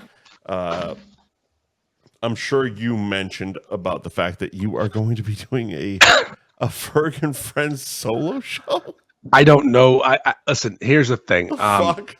Our friends at the Cabaret sponsor for years now. Yeah. They could use a little assistance, a little courtesy, I guess we'll call it. Sure. And according to them, I promised 3 lives. I said 2. You know, I don't argue with people that call themselves Lawrence. So you know. Yeah. So I'm doing a live, just me plus help, I guess. On Thursday, it'll be Instagram only. Mm-hmm. We'll see how it's it goes. It's amateur night again. It's amateur night. Which is always good for you. It's going to be good. No thigh caresses, please. No jack sessions, please. I got Festa coming. I got Festa and Madison coming. Madison, my gaping masshole. Yeah, we're gonna have Festa and Madison, and hopefully I'm gonna have Festa be the Will and the Festa of the crew, where he not only is on camera but also wrangles girls. It's gonna be fucking hilarious. Could be good. It could be bad. Let's let him in. You have wireless microphones now. Mm-hmm. Yeah, I do. I got wireless that are ones. attached to your phone. Attached to the phone. Lapel phone. mics attached to the phone. Yeah, wireless. Not some professional board like we have here. Nope. It's just Andy and his phone and some wireless mics attached to Festa, walking around the club. Let's see how it goes. I don't know the distance on these things, but Thursday night, I'm expecting a fun night for me. At the very least, it's going to be whether it'll be a enjoyable viewing or listening experience. It's a different story, but it'll be fun for me. At the very least, it's going to be fucking fun. Again, I'm going to set up. I'm going to get closer to the stage than we normally do because I want Fest to interact. Right. And I'm going to set up the sign instead of being mounted on the wall in front of the mirror. I'm going to bring a frame thing to be wherever we want. So we're going to move forward a lot. Far less equipment. Are you going to be moving this fucking frame around? No. I'm going to stay where I am. I'm going to stay seated. We're going to open with Fester and his shenanigans. Where are you going to be? Just forward. Just up as far as we can forward from where we were. Okay. Same upper level, but all the way close. I'm very curious to watch. I don't know. I'm so curious. I've never used these mics before. I don't even know. It sounds going to stink. I saw what you bought. Yeah, I bought some microphones. You bought some microphones. It's gonna be. Listen, if all else fails, I'll dump my titties out. Or somebody will. See you later. And then we won't be on Instagram next week. Never again. That's this Thursday, January 30th at 7-ish. Yeah, we'll be at 7. I'll be ready. Yeah, 7-ish. It's only one button nowadays. It's going to be good or it's going to be not. I can't make it better. There's one button. Right. Go. Right. There's no testing levels like you and I do, and you. No, it's just me. Play. It's gonna be fucking awesome. It's gonna be great no matter what. I'm excited. I'm pumped. I don't care if it's bad or not. I'm fucking pumped. I'm gonna be sitting here on my fucking couch all fucked up watching you guys. I'm gonna download it to my phone and then hit denoise. I'm gonna throw it up on the 85-inch. It's gonna be fucking awesome. It's gonna be good. No, this Thursday. This is gonna be good. I don't know. This Thursday at the Cabaret Lounge, Route 1 South in Peabody, Ferg and Friends. Oh yeah, and it's a pretty good name, right? All right. Fuck Instagram. Lost Instagram. We're gonna move on without it. Instagram. Fuck yeah. All right. Ferg and Friends. All right, listen, here we go. That's a good one. Oh yeah, it's great. It's fucking terrible. All right, let's do the word of the week. I don't want to do it. It's so fucking terrible. They're making me do it. They're making me do it, man. There's like a gun to my head right now. I can't not do it. I have no choice. Oh my god. Listen, I'll give you an offer you can't refuse. Show up. Okay, I'll be there. This is what happens when Mike lives in Florida. I'm texting Andy like, strong arm him. I want to interview the bouncer and make fun of him. You tell them what the fuck we're gonna do. Yeah, He's like, no, we're not. Andy goes to a dark room and gets fucking whacked. And listen, the Chinese want you to be here on Thursday. Okay, I'll be there. Yes, sir. It's the Chinese and the Italians. What do I do? Fucking argue with them? Add North Koreans in while we're at it. Absolutely fucking Pesci and Goodfellas. I do what they ask. But also, I'm not. Listen, bring a gun. I ain't getting choked out. You ain't choking me out. This neck is so full of fucking protection. Oh my god! All right, word of the week. Let's go. All right, word of the week. Let's see what we got here. What do you got for a word of the week, Mike? Because I have word of the week. I'd like to talk about this because it's exciting for me. Tokyo Drift. Ooh, this was a Cards Against Humanity. That's where I got it. A Cards Against Humanity GIF. All right. It was what happens when you fuck a woman in the ass and a little bit of cum goes into her vagina and she gets pregnant. What's that called? And I Googled. This came out in Cards Against Humanity. Like you were playing this with family. No. This was I saw it online. I'm not. Oh, okay. Then let me read here. Yeah, please do. All right. Tokyo Drift. The definition: when a small amount of sperm flows out of a woman's anus into her vagina, causing an unintended pregnancy. And I quote, "I'm pregnant. I don't know how that happened. Yes. Must have been a Tokyo Drift." Fuck yeah. So a cream pied anus. So we're going doggy. We're doing doggy style, obviously. You got a girl with a loose on us. But yeah, you go to pound town with a loose on us from doggy position, like pile driver maybe. Yeah. And you cream pie that anus, and the anus rejects it because you're probably got a short dick. Because I mean, if you get a long hammer, you're in the colon. You're fucking in there.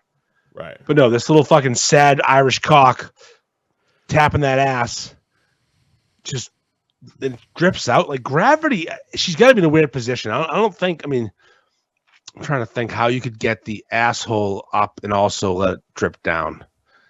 There's a lot of science involved, but that's the Tokyo Drift when you come in a noose and the cum goes in the vagina and gets her pregnant, which I don't think is even scientifically possible. If I'm being real. I mean, maybe. Like if you think about it, like all right, so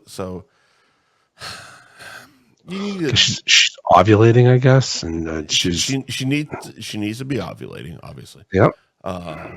You need to be like kind of pile driving her, okay, and then but she also has to be facing down so that her ass is up. That way it drips downwards. Mm-hmm. You do so much goddamn pound pounding that she passes out apparently. And she's there for a sustained period of time that it drips or flows out and down, and one of those strong as fuck swimmers just swims the fuck in. Feel bad for people who are trying to get pregnant and can't, and then some asshole fucking and then some asshole does this. Just gets shit dick and makes a girl pregnant. Yeah. Good job, buddy. So dumb. Congrats on your swimmers. So fucking dumb. That is the word of the week, brought to you by Dr. Matthew Lepresti and Associates. Tokyo Drift by Tokyo Dr. Drift. Lepresti. If you have a bald head, go to Dr. Matthew Lepresti and get your hair done fixed. Loyal listener Dave Rocchio could use this service. And he could afford it.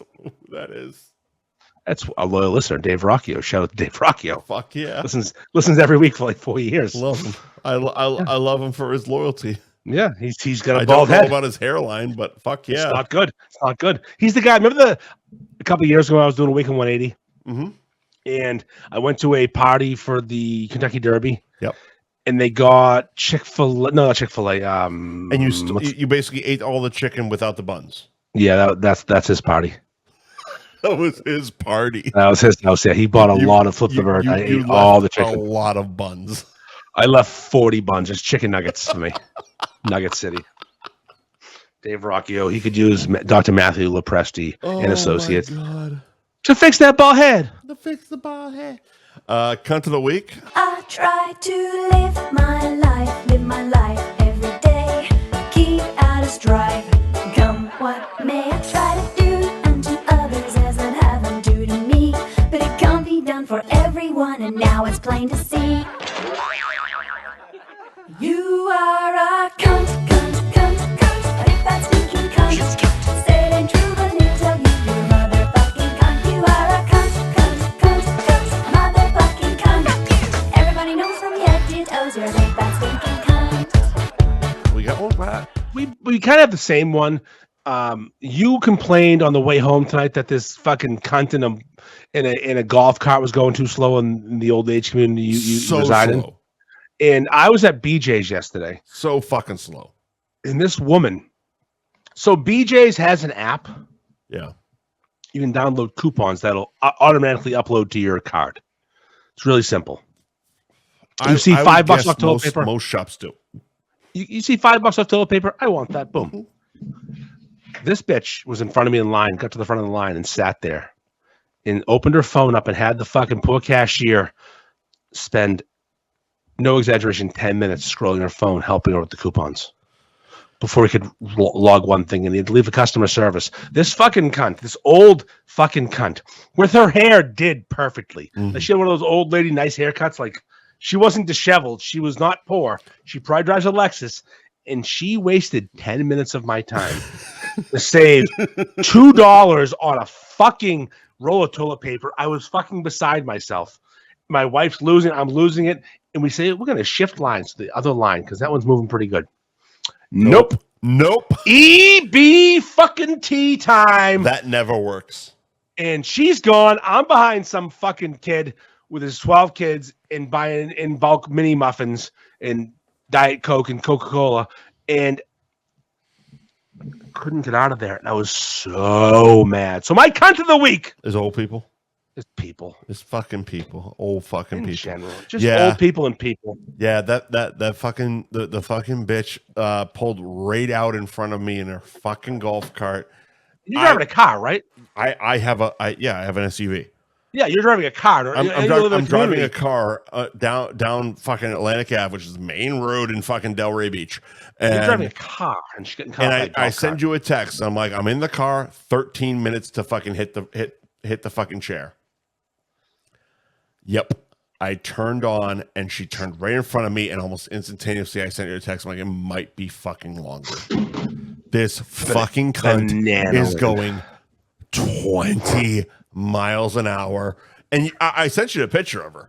Yeah. She's sitting in the back, just fucking texting. There was, by the way, there was a baby in the front seat of a golf cart on a main road without no child seat, no fucking no rules, no rules. Just fucking laying on the fucking seat.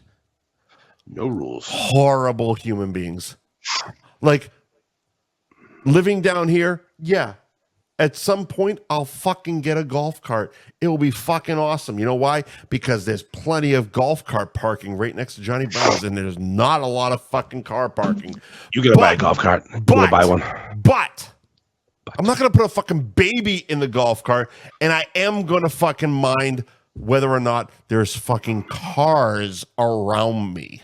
Although those golf carts kind of go fast too. You could probably move a little bit if they wanted to. The bitch could have put a foot down. Probably. Yep. She could have gone at least 40. She didn't have to go 20. Fuck that bitch. You know why she went 20? Because she had a baby laying in the front seat of the fucking golf cart like a psychopath. That baby really changes the whole story. Fucking psychopath. Babies. At one time I was in Florida. Why do you have a baby in a golf cart coming out of a bar, you fucking lunatic?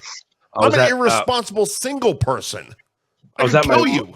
My mother's place years and years ago, and they had a golf cart with the 2 front seats and the 2 back seats, like no place for golf clubs. Right. And and we were switching around where people sat, and my wife was going in the back, facing the wrong direction. Right. And I didn't pay attention, and I floored it when she was not seated. And she fell out of it and hurt herself. How'd that go? She still brings it up.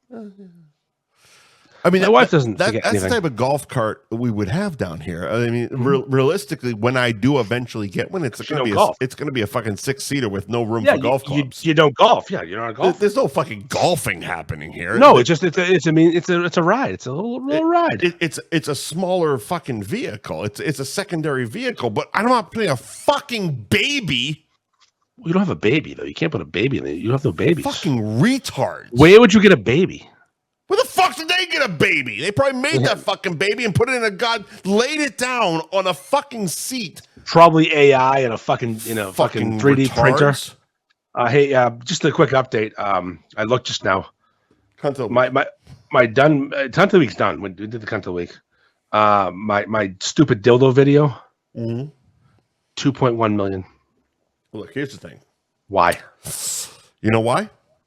Dildos. Instagram loves sex. Based on my algorithm, Instagram loves sex. It doesn't matter if it's straight sex, gay sex, retarded sex, big-titted sex. Instagram loves sex. And you have proven that twice now. How many views does this one have? This one has 2.1 million. 2.1 million. And your Hawk Tua one... The original Hawk Tour has 5.2. There you go. And the second Hawk Tour has 3.5. There you go. So 8.7. I have 9.8 million views. Plus sex equals views. Equals get you some money, motherfucker. All right, good. Let's dollar bills, y'all. We good? Yeah, we did it. Thank you to our sponsors, Gary Girolamo Group of Cross Country Mortgage, Gary Girolamo Group Cross Country Mortgage, Ben Franklin Print Company in Middleton, Twisted Fate Brewing in Danvers, Anthony's Roast Beef and Pizza in Tewksbury. World famous Cabaret Lounge, where you can find Andy Ferg and friends this Thursday night at 7 p.m. Route 1 South in Peabody. By all means, swing by. It's amateur night. Get your ass up on stage and get your ass on Andy's Instagram. Hot damn. NicksPlaceOnline.com. You can find all the locations of Nick's Place's roast beef shops, and you can get his fucking catering. NicksPlaceOnline.com. Jamie's Roast Beef in Peabody, and School Street Foods in Linfield, Pasalito, and of course, welcome back to the show, and welcome to the ride up to fucking St. Patrick's Day. Fibber, McGee's Kid in Beverly. Thank you to all our sponsors this week. And I guess we'll see you next Tuesday, cunts. Very busy. Go fuck yourself. And don't go in the sauna at Best Fitness. It's a gay trap. Don't go in saunas at public gyms anywhere. Don't be fucking weird. It costs money. Go to a real sauna where they'll jerk you off. $35 a month with a Russian hua. I could have got my crank yanked by that dude. I think by that dude. I might go back tomorrow and have him suck me off. Don't go to places where dudes will suck you off for a 20. Also, real quick, don't do goodnight gummies, and then don't go to bed and then write comedy. It didn't come out well. It came out pretty good, but don't do that. Well, I guess we'll see. Save that for next week. All right, later, buddy. Thanks. Love you.